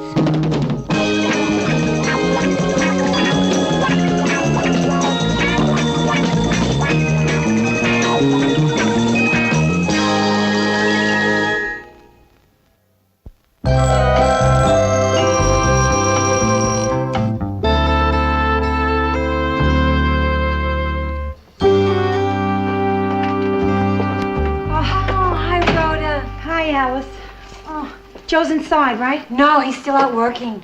But he called to say he'll be here pretty soon. Figures. When I had the absolute worst day of my life, and I really need to talk to him, he's not here. Yeah, but Rhoda, at least he called. I mean, my Eddie left me 3.5 years ago, and he still hasn't called. Alice, what do you say? We don't talk about your ex-husband again, huh? No, it's all right, Rhoda. I can take it. Because I know in my heart that someday Eddie's coming back. He'll go through my door, go to his dresser, put on his NYU sweatshirt, take me in his arms and say... Where you been? I thought you were right behind me. Rhoda, there are 3 rules I live by. I go to church every Sunday. I honor my parents, and I don't take any crapola about my Eddie. Oh, I'm sorry. Forgive me, Alice. I just had such a rough day, you wouldn't believe it. I should have known. First thing this morning on the subway, 9 o'clock, right? This old guy, 80 years old, wearing a button saying, "Kiss me, I'm hot." Right? Starts following me from car to car, right? Singing Moon River. Oh, I love that song. Hey, babe, sorry I'm late. Oh, there he is. Joe, I gotta talk to Today you. was the best day we ever had in the job. For some reason, everything seemed to fall just the right way. Yeah, down. Hi, Justin. That's good, you guys. Good. Listen, I gotta... Anyway, we finished 2 days early and we really made a lot of money and I feel terrific. So, how was your day? Couldn't be better. Joyous, terrific, extremely fantastic. And it's going to get better because Rhoda, starting tomorrow, you and I are going to take a 3-day vacation. Oh, that's terrific, Joe. Where do you want to go? Oh, skiing in Vermont, huh? Nobody's going to Vermont. There's no snow. Good, I'll be the cutest one there. You know my idea of a great vacation? Just check into the best hotel in town for a weekend. And just settle in, order up the room service, breakfast in bed, lolling around, sipping champagne, watching the city lights blink. Justin, I didn't know you were so romantic. Denise will love that. Oh, Denise can't go. She got to stay home and watch the kids. So, Ro, where are you going to go for your big weekend? We are motoring up the coast. Yeah? Joe's out renting a car right now, Brent. We're going to Cape Cod. Oh, how wonderful. Yeah. You know, this is going to be a pretty big weekend for me, too. Oh, yeah? What's going on? Well, this is the first weekend in my life that I'm going to have 2 consecutive dates with 2 consecutive guys. Oh. I think I'm becoming promiscuous. Brenda, I can't tell you how I'm looking forward to the next couple of days. Oh, me too. Tonight I'm going to go see The Towering Inferno. Yeah. And then tomorrow night I'm going to go see The Towering Inferno. Twice? 2 nights, the same movie? Well, they both wanted to see it, their first dates. What am I going to say? That I've seen it? Which I have. Oh, no. Yes. By Saturday morning, I'm going to be the world's greatest expert on major disasters. And it may not have anything to do with the movie. Stop it now. Rhoda, you in there? Yeah, Ma. Come on in. Hello, darlings. Hi. Hi, Ma. How'd you get by Carlton? Not by, Rhoda. Over. Ma, what are you doing here? Well, I was in the neighborhood, so I thought I'd just come and visit Rhoda on the night before she and her husband take off for their first trip since the honeymoon. Ma, why are you carrying your knitting bag? Ma, come on, what's in the bag? No, before we get into this now, I want to tell you that I think this is a terrific thing you're doing. I think it's really swell you're taking this trip. So, I brought you and Joe a little something to, help rekindle. Rekindle. We're kindling just fine, Ma. A flannel nightgown? Ma, what for? Drives men crazy. How do you know that? It's mine. Drives your father wild. I only wear it once a week. I mean, how much can you take of a crazed accountant? Hiya, Joe. Better not drive him wild too early. Hey, what's the matter? I got some bad news about our trip. No. There is no bad news. There is no bad news. We have problems, we solve them, we carry on. Now, what is this little problem that you have? Well, I forgot that it's my weekend to have Donnie. We can't go away. Oh, my God. But listen, you don't have to stay home. Donnie can stay with me. He's done it before. Oh, good, Brenda. That's good. Oh, no, maybe not so good. I've got 2 dates I've got to get ready for this weekend. I think Donnie's too young to see a woman in panic. Well, I guess we can't go away. Well, I don't know why everybody is ignoring an obvious solution. I mean, there is a mother here. Someone who would love to have a little guest. Make his dinner, fix his room. Oh, he'll have a wonderful time. Maybe I can even rent a little dog. Ma, no, thank you. Why no? I don't want to go into it. No, I think you're going to have to go into it. Give me one good reason why Donnie can't stay with me. Well, Ma, No. Tell me one good reason. Ma, listen. My date's gonna be here pretty soon. I thought maybe you'd like to come down and meet him. Well, I'd love that. Yeah? But I think we better straighten this out first. Tell me one... Ma, kind of look him over. I mean, he's only gonna be here for a few minutes. Yeah, well, let's get this straight first. I'm very... Okay, Ma, okay. I mean, he's nothing special. No, he's just a regular, handsome guy with a brilliant future. Could be big.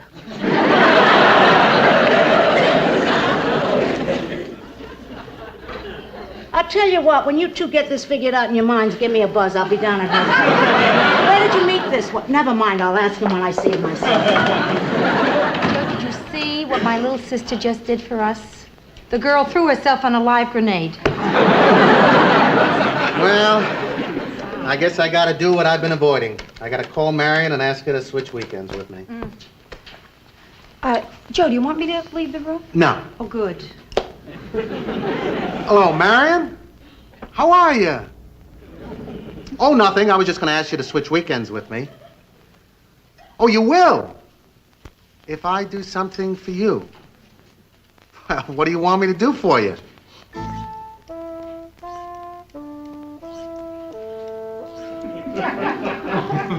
Rhoda, do you take shorthand?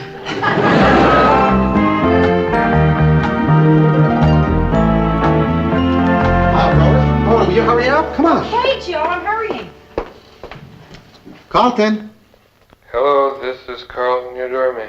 Carlton, this is Joe Gerard. We're going to be down in a couple of minutes, and I hope you're watching that car that I rented. I am watching the car.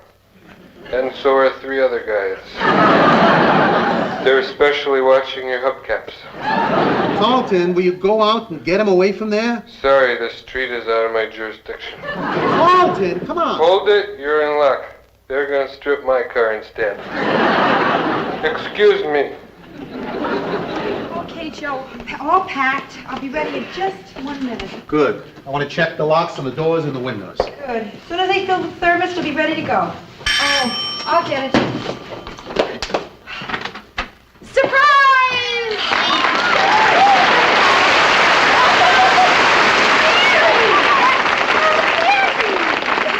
What are you here for? The weekend!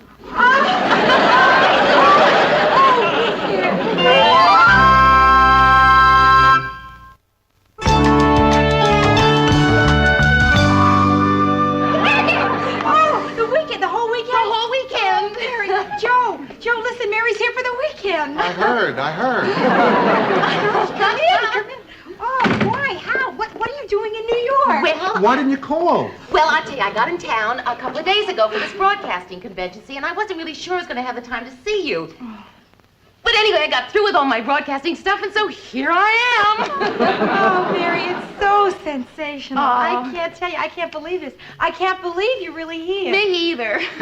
Me either. I mean, I have never done anything like this before, you know, but I thought, wouldn't it be fun just to pop in on Rhoda and Joe just to see the looks on their faces? And look at the looks on your faces. I mean, Rhoda, look at the look on your face. Joe, look at you. It's good to see you, Mary. Oh, and would you look at this apartment, Rhoda? It's fantastic. Oh, yeah. It's a far cry from the pink and purple passion pit in Minneapolis, right? Yes. Oh, but Rhoda, it's still you. Unfortunately. Oh.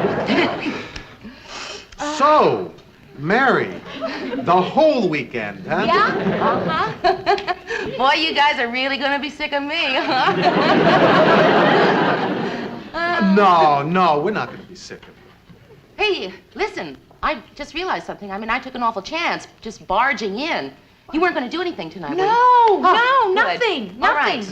I have saved money for this trip. Now, tonight is on me. You just pick the restaurant. Joe, what's the best place you can think of? The Lobster Barrel. Terrific seafood. Where is it? Cape Cod. Go and put the car away. Joe, now listen. Now just forget it, Rhoda. Just forget it. Hey, Rhoda, did I come at a bad time? What are you talking about? Well, Joe seemed a little upset. Oh, that? Oh, he's not mad. Oh, man. Oh, boy, I gotta explain it. It's Joe's offbeat sense of humor, Mayor. He's doing a bit, like that you arrived at the worst possible moment. You get it? I mean, he's pretending like we were in the middle of a fight. Yeah. And the problem is, he's so good at it, everybody takes him seriously. Except for me, I know he's kidding. And I can't get mad at him because it's so hysterically funny. Yeah, it is. Yeah. Hysterically funny. So, come on, tell me everything. How's Lou and Murray and Ted and Phyllis? Oh, fine. And you know her. Oh, Mare, you look so fabulous. I can't believe. Listen, there's something I want to ask you. I'm glad Joe's out of the room. What? I cannot help noticing that you have gotten yourself a new body, Mary. Since my wedding, you have gone from thin to voluptuous. Yeah. What did you do? Well, I gained 12 pounds. How did you manage to gain it in only erogenous zones? Oh, it's true. It's true. Ro, are you still here? Oh, Brenda? Yeah. Come on in. Good. I just wanted to say good. Brenda, look who's here. Mary's come for the weekend. We're thrilled about it. Just say hello. Hello, Mary. Brenda. Hi. Gee, you look great. Hey, you lost some weight, didn't you? Oh, yeah, 12 pounds. No kidding. I gained 12. Oh, boy, funny how much better they look on you than they did on me. So, Mary, what are you doing in town? Well, I got in town for a convention, but now I'm free for the whole weekend. Oh, how terrific for Rhoda and Joe. You gonna be staying here with them? Oh, no, I'm at a hotel. Well, that's stupid, Mia. Come and stay with us. No, I don't want to be in your way. Then be in my way. Sure, it'll be fun. Look what 4 years of being around you did for Rhoda. Oh, okay. Well, all right, my dear, if you put it like that. Okay, I'll go to the hotel and get my stuff. Mary, do you see this? I'm living upstairs for you again, kid. Yeah. I just got a $25 parking ticket. That's all.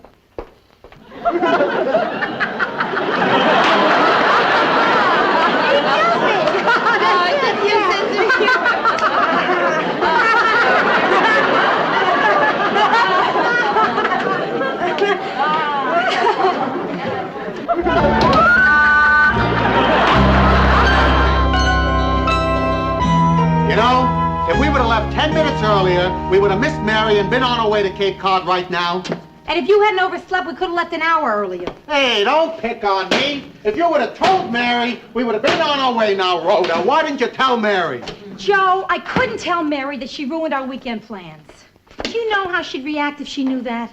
Oh, Rhoda, come on. Joe, I'm serious. She'd be eaten up by guilt. She'd go off the deep end. Yeah, start drowning her sorrows in milk and fig Newtons. Let her hair snag. Start saying things like, get out of my way, and oh yeah, Oh, Rhoda. And it wouldn't end there, Joe. I mean, a couple of months would go by, Mary would be a derelict. Sure, she'd be drinking beer, playing darts with the boys. Calling Lou. Wearing sweaters with fuzzballs. Do you want that on your conscience, Joseph Gerard? Because I don't. No, sir. What I do want is for you to tell Mary that we have plans for the weekend. I can't. If you can't tell her, then I will. No, nobody's going to tell her anything. Now, come on, Joe. We're tougher. We can take it. Rhoda, I want to go away this weekend with my wife. Oh, don't start using my wife like that. Oh, you know, I want to scream when you use wife like that. Use wife like what? What are we talking about here? You know what we're talking about. We're talking about that possession thing, my wife. Wait a minute. Are you telling me what words I can use? I'm telling you something that drives me up the wall. Because I don't like people to tell me what words to use, particularly my wife.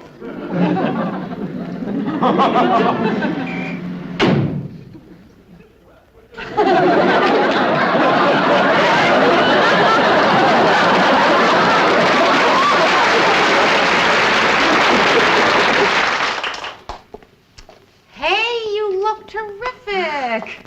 What time did you say your date was picking you up? 7:30. Well, aren't you a little early? Did you know that it's only 6:30? Oh, I did it again. I peaked too early. Yes, Carlton? Yes, this is Carlton, your doorman. Your mother's on her way up. Oh, thanks. Say, I was wondering if I could talk to the hot number up there. Mary, I believe it's for you. Yeah, just... Hello? Hi. You want to go out sometime? What? Well, you're new in town, you're looking for fun. How about it? Will you meet me at 7:30? No, I will not meet you at 7:30. When, then? Never. See you then. Mary, don't pay any attention to him. He's weird. I'll say. Do you know when I came in, he threw his coat down for me to walk over? Oh, was he in it at the time?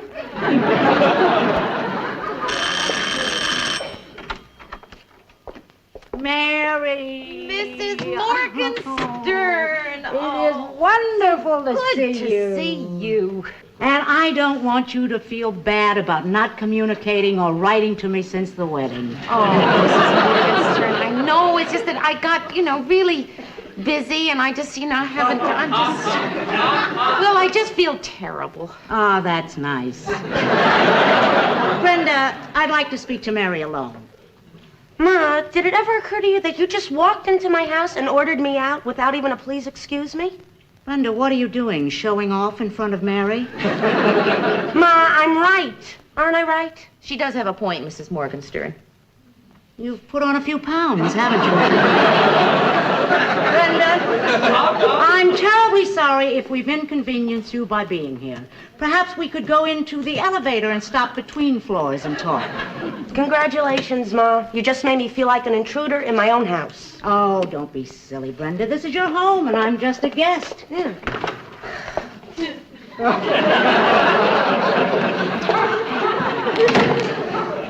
Gee, it's good to see you. Oh, yes, Come it on, is. sit down. Okay. Tell me, Mary, how's everything going? Oh, pretty good. Yeah? I'm a producer now. Of course, I'm doing pretty much the same stuff I did when I was just the associate producer, but still, I really love it, I do. I love the sound of it. Mary Richards, producer. You're wrecking Rhoda's marriage.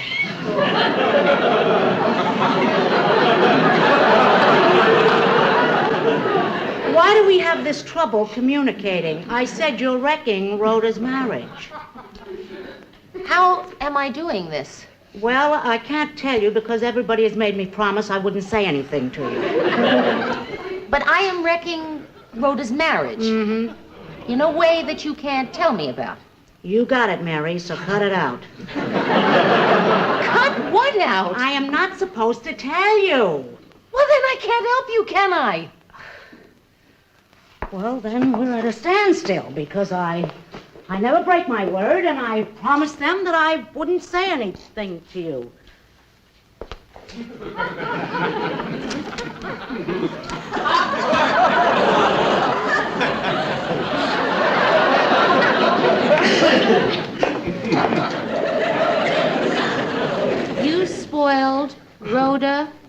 Joe's vay. Saturday. I spoiled Rhoda and Joe's vay. K. Vacay. Good. Vacay. Shun. Shun. Vacation. Vacation. I spoiled Rhoda and Joe's vacation! I did. It's almost impossible to keep a secret these days. Oh, Brenda, how could you leave Mary down there alone with Ma? You know she's gonna tell her. Rhoda, what could I do? Ma forced me out of my own apartment. I only hope her talk doesn't take too long, because my date's due soon. So he'll wait for you, kid. I don't know. He's a blind date. He's never seen me. And if I'm not there, he's going to walk in, and he's going to see Mary, and I don't know how to handle them when they get excited.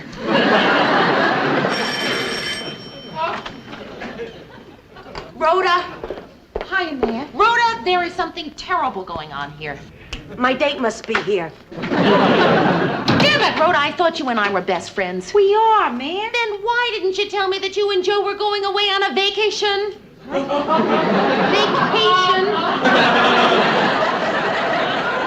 Oh, come on, Rhoda. Why don't you explain it to Mary? I mean, Rhoda, come on. When you're close to somebody, then you can tell them anything. I don't know what to say to you, kid. You're right. You bet she's right. They're not just right. This is the championship of right we're talking about right here. Yeah.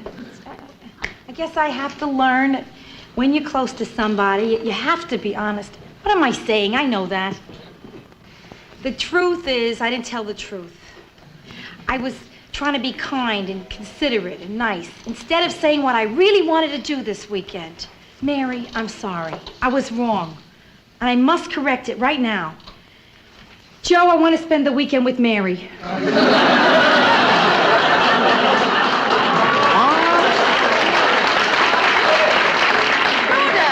No, you're supposed to go with Joe. Joe, listen, I know this isn't terrific for you to hear, but I see you all the time, and I never get to see Mary. I'm sorry I didn't tell you before. I was afraid. I mean, but we can have a weekend together anytime, and who knows when I'll see Mary again. Okay, Rhoda, I'm going downstairs. I'm going to catch the first plane back to Minneapolis. No, you're Joe, not. I am so No, don't be sorry, Joe. You understand this, don't you understand? Why couldn't you have told me this morning? You would have understood? No, I would have been mad as hell, but I've been over it by now. I'm going out for a while. Joe, are you okay? I don't know what I am. I'll see you in a while.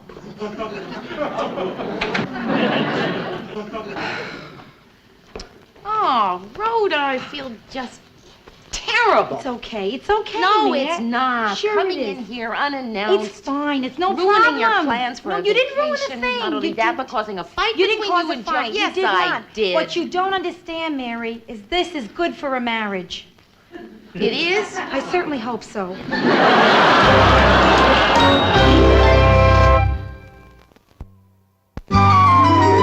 Hey, you know, this is going to be a fun weekend after all. Donnie and I haven't been fishing in over a year. Oh, Joe, say hello to Donnie for me, will you? And listen, you. I'll miss you. I will. Oh, and Mary, it's good to see you again. Oh, thanks, Joe. It was good to see you, too. And listen, come back real soon. And I mean that. All right. Only, Mary, next time, Call first. Who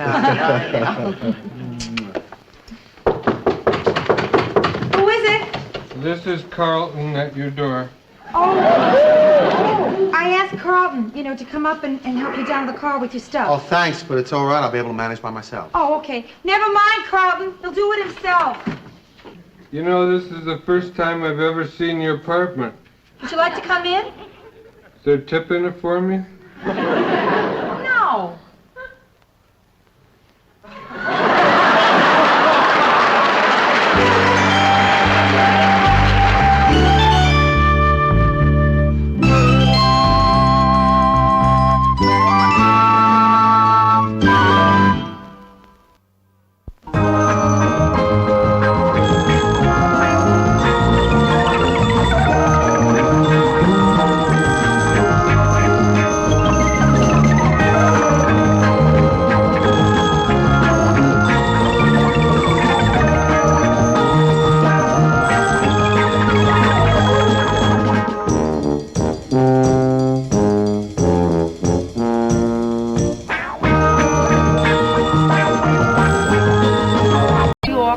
December 1941.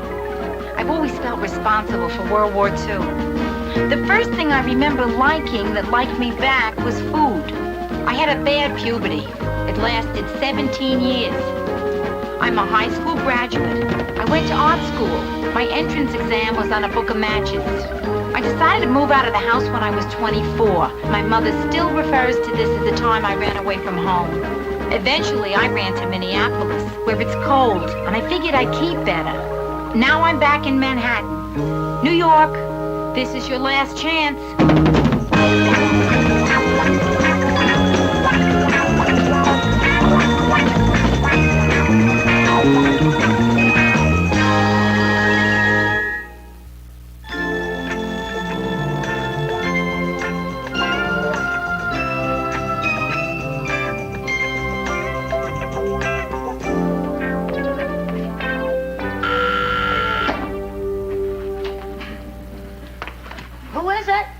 This is Carlton, you know, your doorman. Yes, I recognize your slur. There's a lady down here, says she's your sister, but you don't look anything like her. Don't remind me. Send her up. Okay, but I'm not responsible.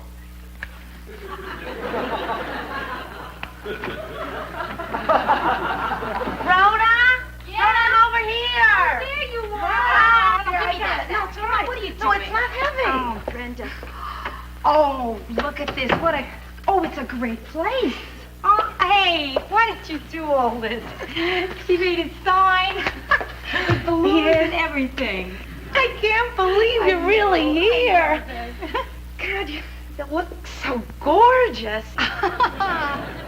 So tell me everything. I want to hear it all. What's going on with your life? Oh, you know, the same things.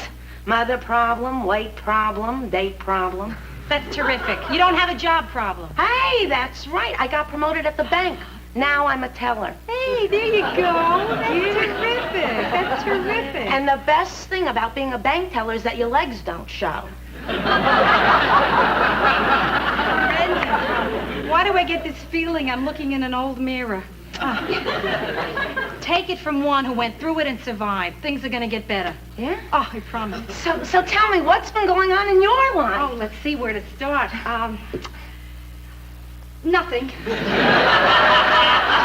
I wouldn't mind doing nothing if I looked as thin as you doing it. Thanks, but this does not come easy. I mean, Brenda, one bite of a Sara Lee anything, I inflate like a rubber raft.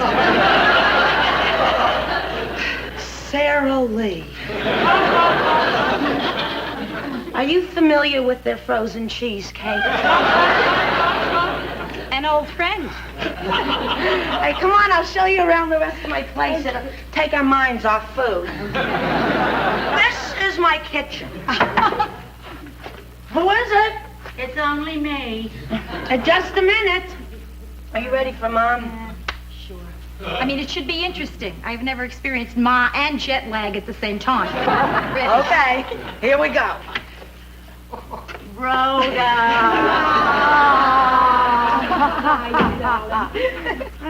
So how come you're not wearing a bra?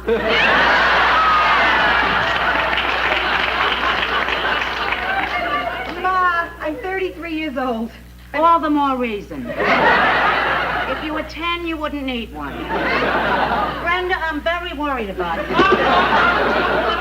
It's not bad enough that you live in this neighborhood, but there's a drunk sleeping in your lobby. You ought to tell the doorman. That is the doorman. Well, anyway, it's nice to be with my two girls, Rhoda Fay and Brenda Fay.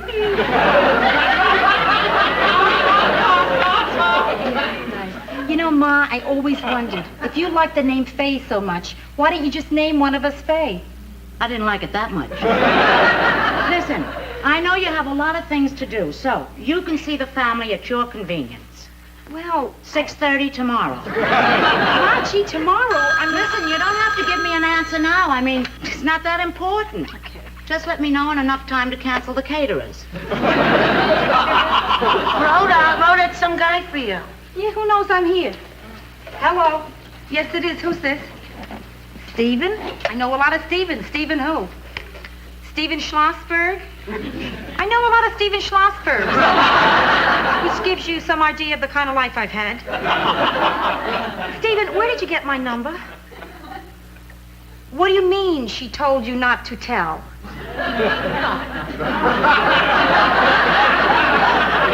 I'm sorry, Stephen. I cannot go out with you. No.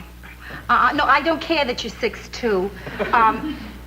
Stephen, I can't go out with you unless you tell me exactly who it was that gave you this number. You'll like him. He's got long hair. And this time, don't be so choosy. If I was as choosy as you, you'd only be 3 years old now. Hello, Stephen.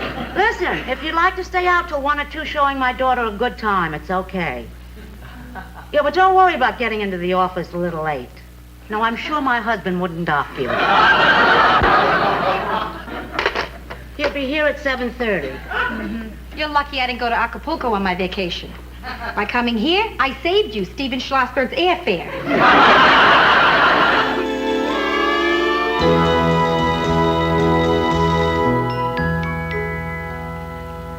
That's amazing. Do you realize you've been putting on makeup for an hour and you don't look like you have any makeup on? Yeah, that's the whole point. It's a natural look. The more you put on, the more natural you look.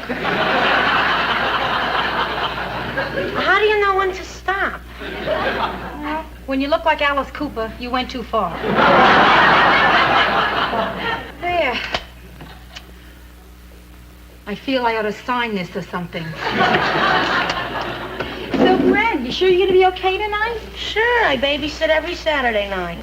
Yeah? What happens when you have a date? So far, that problem hasn't come up. Brenda, come on. Believe me, it's all going to work out. Now, listen, tell me, where are you babysitting tonight? Maybe Stephen and I can give you a lift. I don't need it. The father brings the kid over here. Oh. Hey, wait till you meet him. Really sexy. Yeah? He's the kind of guy, you know, under his suit, there's this great chest with a medallion on it. I've been telling him a lot about you. I think he'd go out with you. Thanks a lot for the offer. I appreciate it, Brent. But I draw the line at married guys with medallions. Double line for married with children. Hey, he's divorced. No line. I think you'll like him. He's really nice. Good sense of humor, gentle, sensitive. Yeah, what does he do? He demolishes buildings. He owns a wrecking company. Good for him. I guess he looks at New York as one big job. Thanks a lot, kid. But I already have a date. Oh, at least Schlossberg is punctual. Steve? No, this is Donnie. He's for me. Hey, Donnie. Steve. No. Hey, don't run away from me. Now, you gotta face up to this, Donnie. You're not too old to need a babysitter. I don't need a babysitter. Oh, look. I'm going out tonight, and I want to have a great time. Now, if I'm worried about what you're doing every single minute, I won't be having a great time, will I? You understand? I don't need a babysitter. Oh, talk to him, will you? Hey, Donnie, that's Sesame Street. It's a really great show, isn't it? Hey, you don't have to talk down to him. What do you think of Meet the Press, Don? I gotta tell you something. You need a babysitter, and you got no choice. That's the way to talk to him. Hello, Linda? Yeah, listen. I'm on my way over there now, and we're late, so why don't you meet me down in the street? That's silly. What could happen to you down in the street? Uh-huh. Uh-huh. Uh-huh. Okay, I'll meet you in the lobby. A lobby, too? Isn't he, Yes, Brenda, he is. That is an exciting man. That's a very exciting man there on the phone. I wonder what's wrong with him. Hey, you want me to fix you up? Brenda, look, if I wanted to go out with him, I would just ask him myself. Wow. Good choice of word. Okay.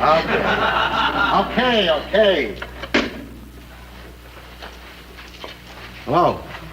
Hi, I'm Brenda's sister, Rhoda. Just visiting here. I'm from Minneapolis. Oh, yeah, I could tell from your accent. got a good ear there. I mean, most people think I'm from St. Paul.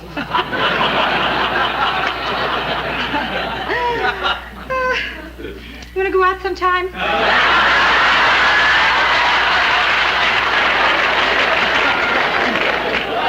Sure. The Knicks are back in town tomorrow. Do you want to go? Tomorrow? Yeah. Sure. Yeah, tomorrow's perfect. I'm not doing anything tomorrow. Tell Ma to cancel the caterers. Hey! I'll pick you up at 7. Good. Okay, Donnie, I'll see you later. And listen, if you have to go, be sure you lift up the seat. Thank you. Hey, what's your name? Joe. Okay. Wow. You are fantastic. I am really going to learn a lot from you. Brenda, I, Rhoda Morgenstern, just asked this terrific guy out, and he said sure.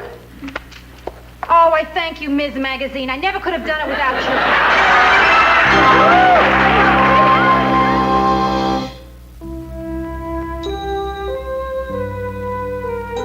Joe, I had the greatest time. No, me too. I haven't felt this way. Yeah, me too. Me too. I guess we just sort We of... sure did. Yeah. And we haven't even... I know. Look, since you asked me out first, I wanted to ask you this before you beat me to it. Yeah? How long are you going to be in town?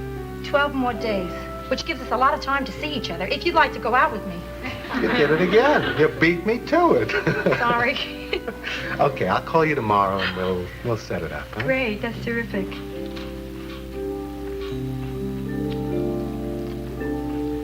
Good night. Good night.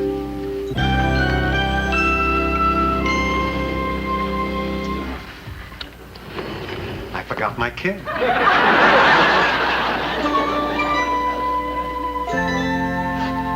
Hello, Roy. Yeah, this is Rhoda Morgenstern. Now, Roy, the reason I'm not at work this morning is because I'm still in New York. I had this terrible cold. Yeah, and I'm all stopped up. Now, the doctor said if I fly with the change in cabin pressure, something very embarrassing could happen. That's right, Roy. Never too sick to make a joke. Bye-bye. Yeah, oh, and thank you for your concern. But I don't really need it, because I just bought myself another week in New York. I know. Wait till I tell Joe, Oh, Brenda. that's great. Yeah. Hey, listen, how did I sound? Was I nasal enough? Are you kidding? You sounded so real, I think I'm catching it. It was the robe, kid. Really. I could never have sounded that sick without the feel of flannel. Yeah? Yeah, this is Carlton, your doorman. I got a short, red-headed woman down here. Says she's your mother. Should I send her out? It's Ma. What do you think? Send her up. It'll be nice to see you. Sure, nice for you. You're going out. I guess you better send her up. I can't find her. Never mind. She found us. Oh, Rhoda, I'm so glad I caught you before you left for the airport. You sounded so sad on the phone last night. I knew there had to be something wrong. You're not usually that sad when you say goodbye to me. Well, I'm not sad anymore, because I'm staying another week in New York. Yeah. Oh, good. Yeah. Well, maybe we can get together again, then. Twice would be nice. Good, Ma. Sure, we'll do it. When? Oh, Ma, let's just leave it loose, huh? We'll set it up later, I promise. I'm kind of late right now. I'm sort of in a hurry. There's someone I gotta see. Bye. It's nice having her here. Who's she seeing? A friend? Not that guy with a funny name, is it? Joe? Yeah, that's the one. It's not good for her to see the same man night after night after night. What about you and Dad? It's not good. She should be seeing other people. Oh, Ma. You complain when she's seeing one guy. You complain when she's seeing a lot of guys. You complain when she's not seeing any guys. There's just no pleasing you. Why are you talking to me like this? Like what? Like we were Equal. You don't listen to me the way you used to. It's these 2 weeks with Rhoda being here that's doing it, isn't it? Oh, Ma. I left the Bronx at dawn to come down and pay a visit. Having to get past the derelicts, in the subway, in the streets. Not to mention your doorman. Ma, it's not gonna work. You're not gonna make me feel guilty anymore just because you came over here. No more. All right.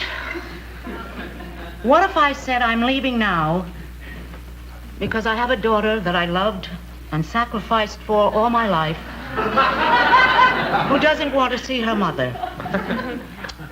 That would do it.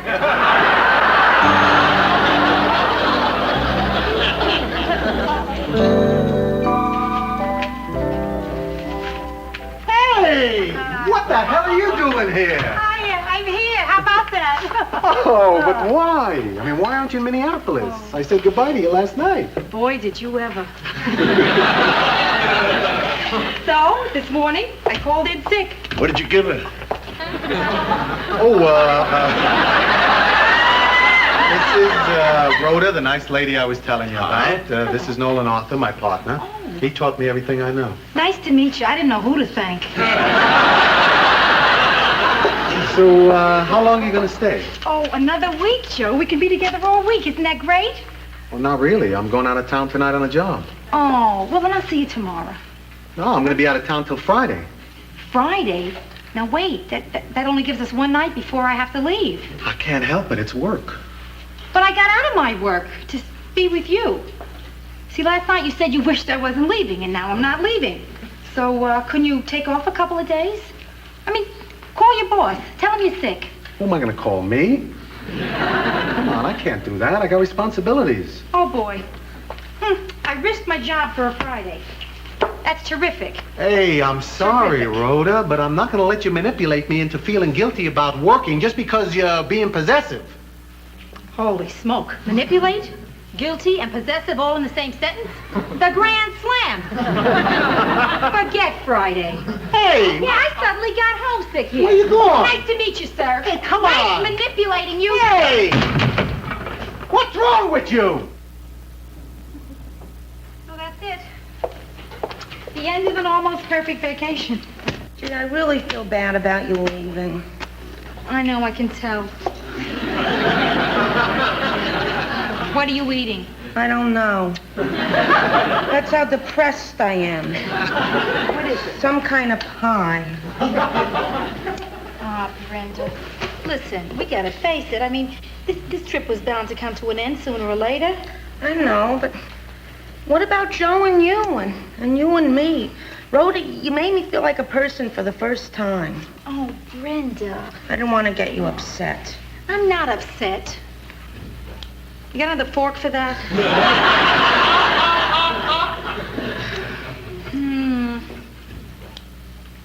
You know what? What? This is beef pot pie. A la mode.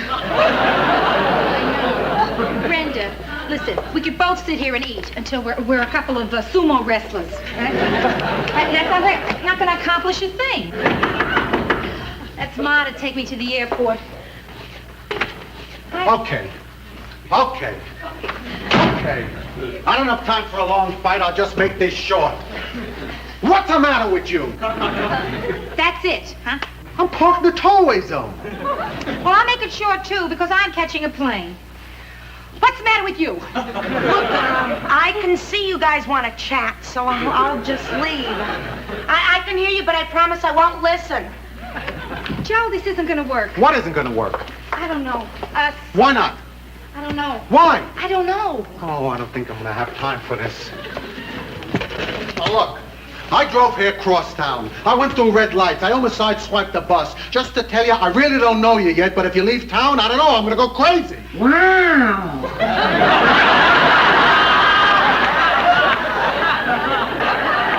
Okay, Joe, I'm going to tell you where I'm at.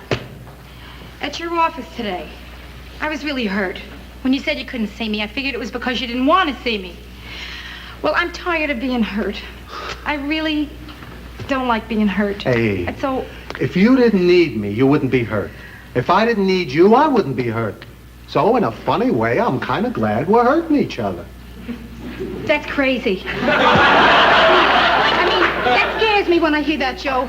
Because I care about you more than any other man I have ever cared about in my life, and I'm afraid. I'm not getting enough of that back. Okay. Okay, I'll give you some of that back. You want to know how much I care? A minute ago, I looked out that window, and I saw them towing away my car, and I didn't say anything. That's how much I care. Wow!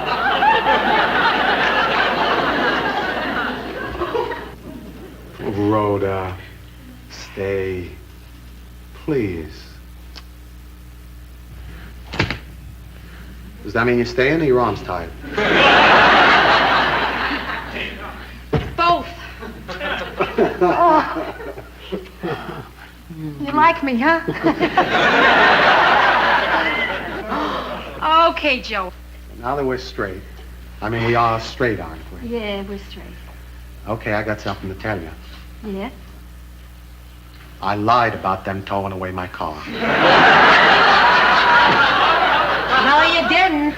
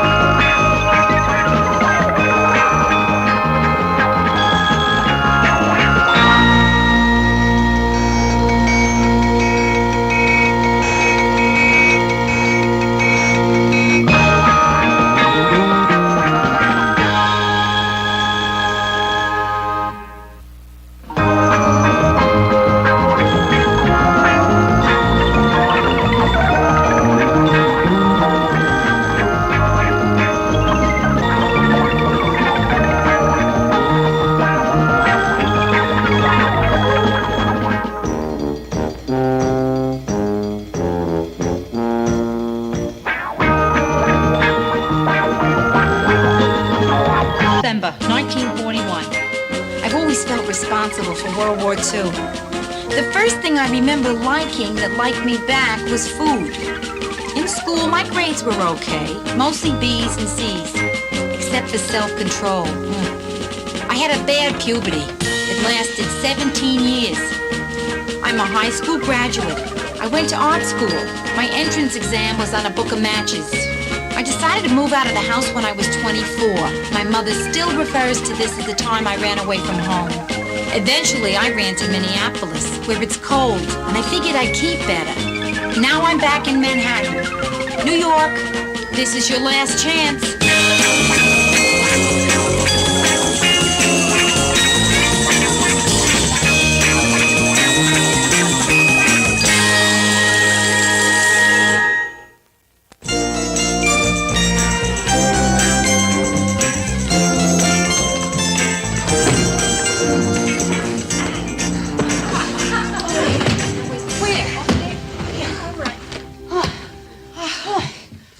Mary managed this by herself. When you look like Mary, you don't have to do anything by yourself. Well, there it is. My entire life in a dented trunk with 2 stickers. Minneapolis, Minnesota, and Camp Chaim Weitzman.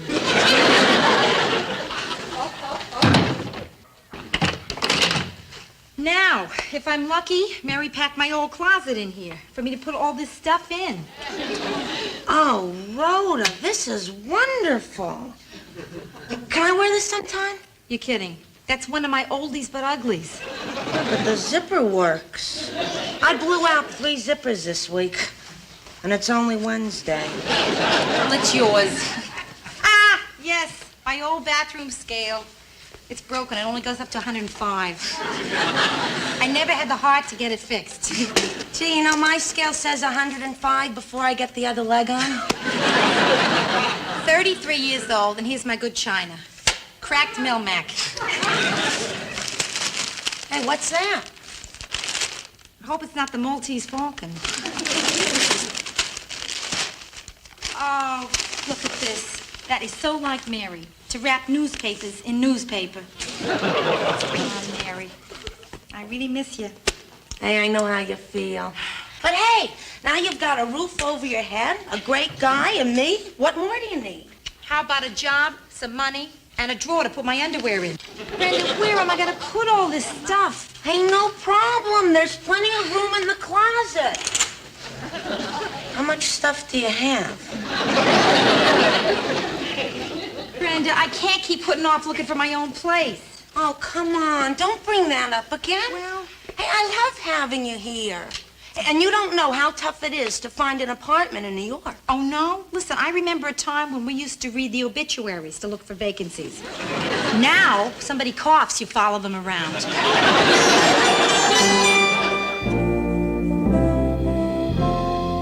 I will find you an apartment. Good.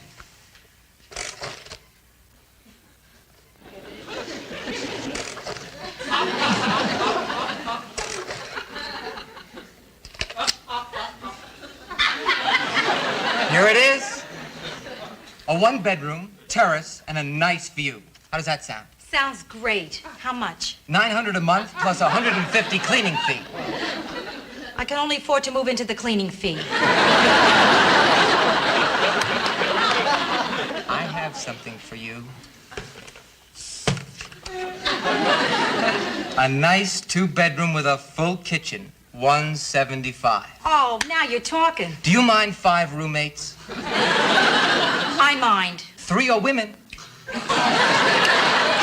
You know, there's, 8 million people living in the city of New York? I mean, I can't believe they all had this much problem. No, the 8 million living here are all set. You're the one with the problem. Well, I'll see you around. You know, all business aside, Rhoda, I feel a very nice warmth toward you.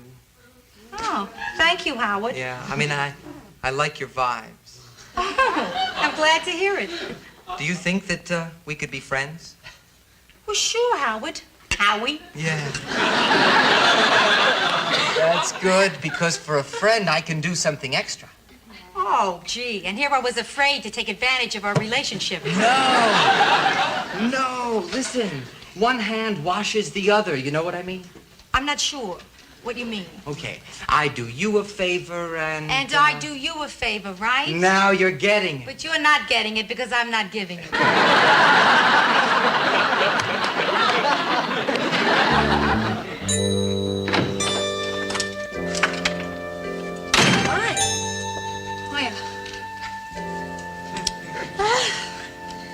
How'd it go? Nothing. Best offer I had was, basement apartment, but I had to be the janitor's wife. What is this? What is this? 2 bedrooms, 1.5 baths, $110? No kidding. What street? Havenhurst Avenue. It's in Minneapolis. Hey, Bran, how come the place looks so, neat all of a sudden? I mean, what'd you do with the trunk? Huh? It's right here. It's our new coffee table. What happened to our old coffee table? It's in the trunk. Listen, Rhoda, I have this crummy favor to ask. If it's a problem, let me know. Sure, what is it? Well, I have this date tonight, and it's kind of special because it's not, you know, a blind date. Yeah. I mean, he's seen me already. That's wonderful. That's just wonderful. Tell me, what's he like? Oh, you know him. He's Cousin Norma's son, Lenny. A relative? Oh, don't worry. He's only a third cousin. I already checked with the doctor, and there's no threat of insanity. Anyway, what I wanted to ask you was, there's a slight chance that we may come back here after... Gee, this is tough. Oh, dummy. You want me to get lost? Oh, of course. Yes, there's no problem. I got a date tonight. Anyway, with Joe. Oh, well then, hey, maybe you want me to get lost, huh? Brenda, please. This is your place. You have a date. You're entitled to some privacy. Gee, thanks, Ro. Yeah, sure. Lenny, huh? Yeah. Last time I saw him was 10 years ago. He was just starting puberty. Well, he's just about coming out of it now.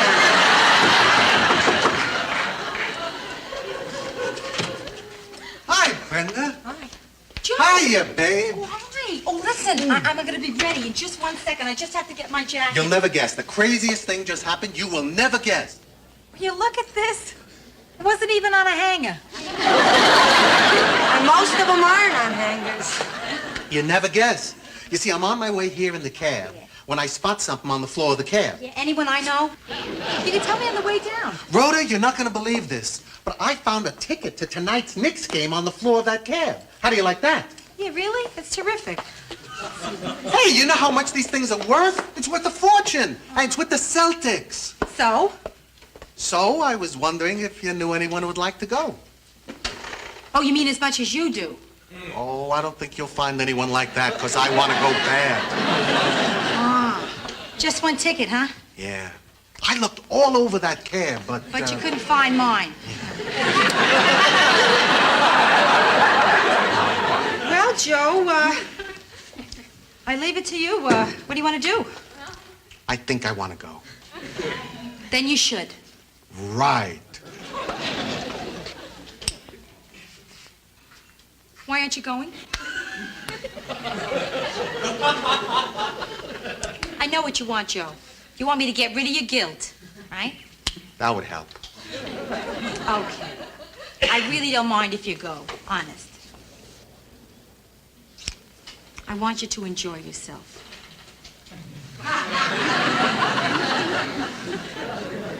Go to the Knicks game. That got rid of my guilt. Only now I'm not sure I want to go for another reason. Come on, get out of here. Go on. The Knicks better win. I didn't think he'd go. I mean, I worked him over pretty good. So what are you gonna do now? I don't know. I guess I'll just take a hot bath, go to bed. Oh, that's right, Lenny. Oh, hey, no, that's okay. I mean, the three of us can No, go. we can't. Now, Brenda, stop. And don't worry about me. I got plenty of fun things I can do tonight. Like what? I could visit Ma. Oh, yeah, at the fun house.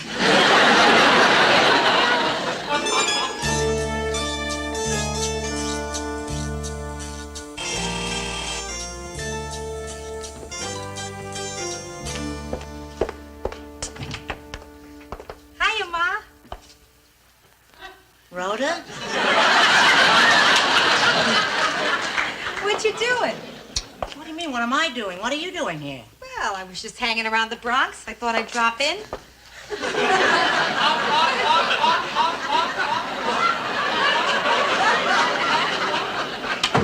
Well, I mean, that's so unlike you. There's not a doctor's report out on me, is there? No. I just came up to visit. That's Listen, did Mrs. Dow see you come in? No.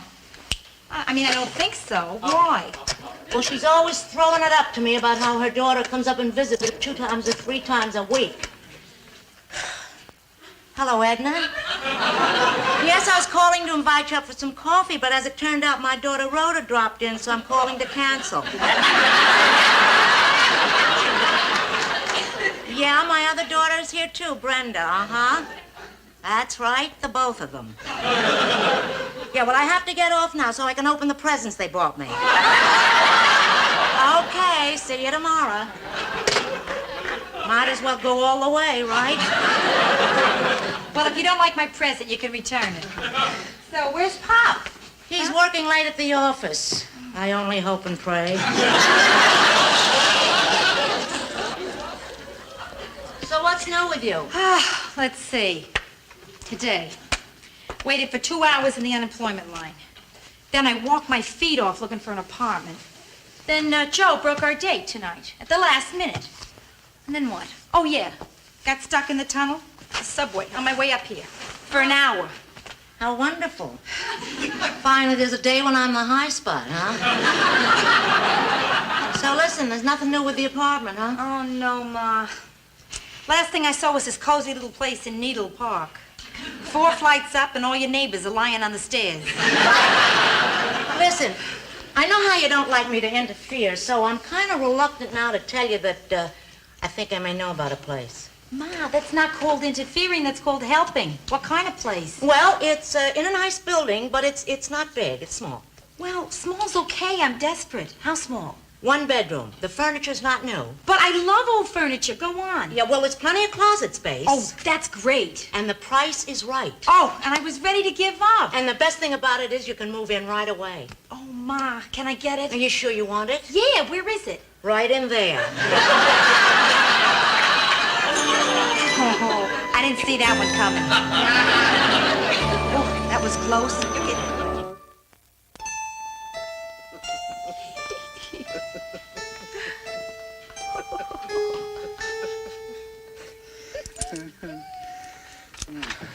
Don't turn the light on. Oh, see you later. Rhoda, hang on.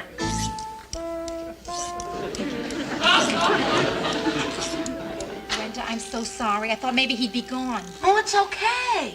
Really? Yeah, come on in. Okay. So how was everything at Mars? Oh, you wouldn't believe it.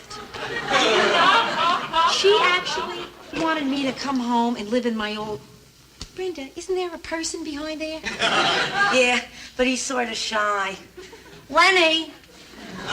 Lenny, it's your cousin, Rhoda Faye. Hi. Nice to see you again, Len. Brenda, this is terrible. I'm so sorry. I'm going to get out of your way. Oh, no. Yeah, just go down to the lobby. Have a couple of belts with Carlton. Joe! Hey, I'm glad you're still up. Oh, hi. Did you enjoy the game? Ah, not really. I was thinking about you the whole time. I could hardly keep my mind on it. What was the score? 132 to 131. They won with a 27-foot jump shot in overtime. How many points did Frazier get? He got 36, 10 in the over. Who is this? Nobody special. See you, Brenda. Bye, Rhoda. What was he doing in there?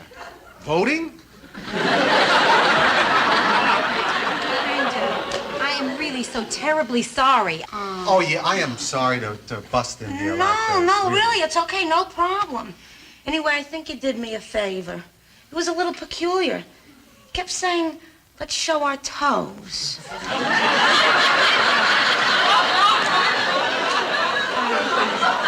Brenda, the thing is, I have got to move right away. I can't do this to you anymore. Oh, look, really, we're not in each other's way. No, really. I'll go behind the curtain so you and Joe can be alone. It's no problem. No, wait a minute. Look, you two want to talk, so I'll just go in the bathroom. No, you're not going into the bathroom. And you're not going behind any curtain. This is ridiculous. And this is a perfect example of how bad it is.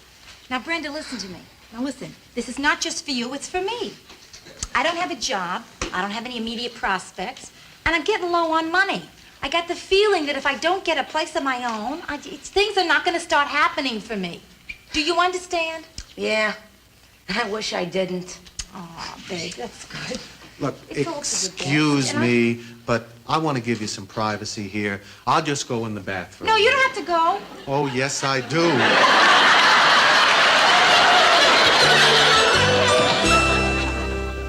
No, Mare, I'm just fine. I'm fine, honestly. It's just that things got a little cramped at Brenda's, so I took a temporary little place uptown. Uh-huh. It's a chicken salad sandwich and some milk for you. What? Oh, that's just room service. Who am I kidding? Mary, my address is 3517 Grand Concourse, and that chummy waitress you just heard was my mother. And if this isn't rock bottom, I don't know what is. Listen, I'm not allowed to talk on the phone until I finish my homework. So I'll talk about this later with you, okay? See you. Goodbye. Rhoda, you didn't have to get off the phone that way. I know you need your privacy, and we're going to give you all the privacy you want. You can even entertain in your room. Mom, are you actually saying that you... Yes, that's what I'm saying. Only we mustn't let him know. Him? No, your father. He's going to know anyway. What is this? It's a little snack. A snack. Looks like Cannon's lunch pail. Gee, in the old days, you could put 2 or 3 of these away in an evening. Please, don't remind me. Boy, I really did used to eat like that, didn't I? Yeah, you used to be a great daughter. And you really shoveled it into me. I mean, I remember my first dress size, toddler stout. Listen, you haven't even unpacked. Let me Mom, help you, please right? don't, okay? I'm not staying that long, you see. Just leave the things in the suitcases. Okay, anything you say, anything you want, anything you need? No, Ma, no. Okay, you have to do your own thing, and if that means being alone, we're going to leave you alone. You live here alone. We live here alone. We're crowded, but alone. No problems. Oh, one other thing. Yes. I'd like to remind you about a house rule in case you've forgotten it through the years. If you happen to get up early on a Saturday morning and our door is closed, don't come in.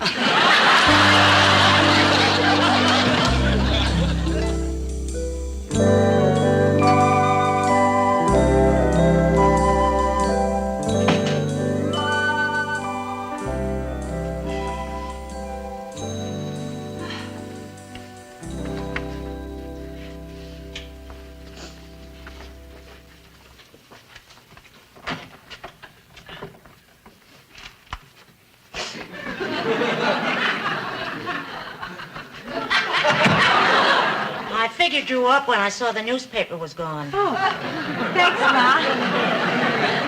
Hey, no French toast this morning, huh? Well, you said you were going to get up early to go job hunting, so I didn't bother. Well, it looked like rain. So I figure I'll go tomorrow, right? Hey, did you iron that blouse I wanted for tonight? Yeah, it's in the closet. And I took your coat to the cleaners, and the phone company said they'll be here Monday to put in your private line. Oh, that's good. Thanks. Listen, Rhoda, there's something I want to talk to you about. Listen, Ma, why don't I read the paper and we could talk later? What do you think? It's almost noon, and I think you ought to get out of bed. Ma, I'm tired. I was out very late with Joe last night. Just talking. I'm not interested in what you do all night.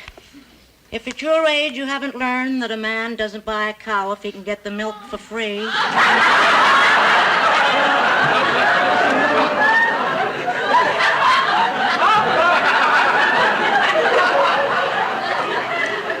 You know, Ma, I think we had this talk before. In 1957. Listen, Rhoda, your father and I are very concerned about you. You must be. This is Saturday morning, isn't it? Listen, the first few days you were here were very routine. You wouldn't let me wait on you. You didn't want me to unpack your bag. But now I'm worried about you. It's been days since you screamed at me. Now, what do you want from me? I don't like to see you this happy living in your own home. You are acting as if I'm enjoying this. Yeah, you waiting on me hand and foot, and Pop slipping me money because I'm unemployed. You think I like it? Well, you're wrong. I want to work. I've been looking for work. I have applied for every single window dresser job in the entire city of New York, including a place over on 3rd Avenue called Pantyhose City. You think I don't understand your problems, but I do. No, you don't, Ma. For the last 37 years, your life has been settled. You don't have to worry about a job or a place to live, or wonder every day if Pop is the right one. You think I still don't have doubts about your father? Come on, Ma, will you give me a break, please? Listen, every evening when we sit in the living room watching television, I look at him and I think, who is he? What am I doing here with this strange man? Maybe I should have tried to make a go of it with Johnny Del Vecchio. How come you're telling me this? I mean, you never told me stuff like this before, ever. I'm trading. Huh? Because I want you to spill your guts out to me. Rhoda, come on, spill out to me. Okay. Ma, I'm falling apart here. I mean, I don't know that I'm going to be able to make it in New York. I'm losing my self-confidence. Everything has just gotten too much for me. I'm really scared. And I guess that's why I'm back home here. Oh, Rhoda, it's wonderful that you're telling me these things. And I'm going to help you. Do you remember when you were 14 and you had to go to camp? And you hid under that very bed and I had to drag you out? Yeah. Oh, I had a great summer that year. Yeah, except the counselor was too old for you. Listen, I understand you're being scared. 'Cause I'm scared, too. 'Cause what I'm going to say to you now is very hard. Okay, Mom. Rhoda, darling, get out of here. Look, I love having you live here, but you can't hide under the bed anymore. You just won't fit. And the longer you stay here, the harder it'll be to leave. And you haven't got anything to be scared about, you know. I mean, your dad and I'll be here whenever you need us. We just signed a new lease. Rhoda, get up. Get out, huh? Boy, Ma, you must really love me a lot to throw me out like this. I really appreciate it. Thank you. I love you. Oh, boy, it's some terrific world. You beg your kid to come and stay with you and she won't have any part of it. You throw her out and she's all over you. Come on, I'll help you pack. It'll kill me, but I'll help you. I can't get over this. I can't get over it, Ma. Here, all I really needed was a little mothering. Who would have ever thought I could get it from my own mother? Listen, I'll tell you, I don't feel too good about you traveling in the subways this late at night. Oh, Ma, no, don't worry about me. Can I borrow your sweater? Yeah, what for? Well, you'll see. I have this trick, see, that works like a charm. You'll see in 1 second.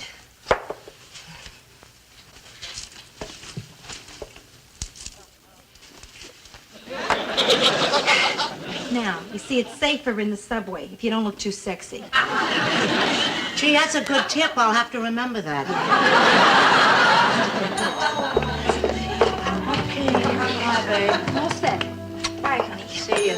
See you soon. Thanks.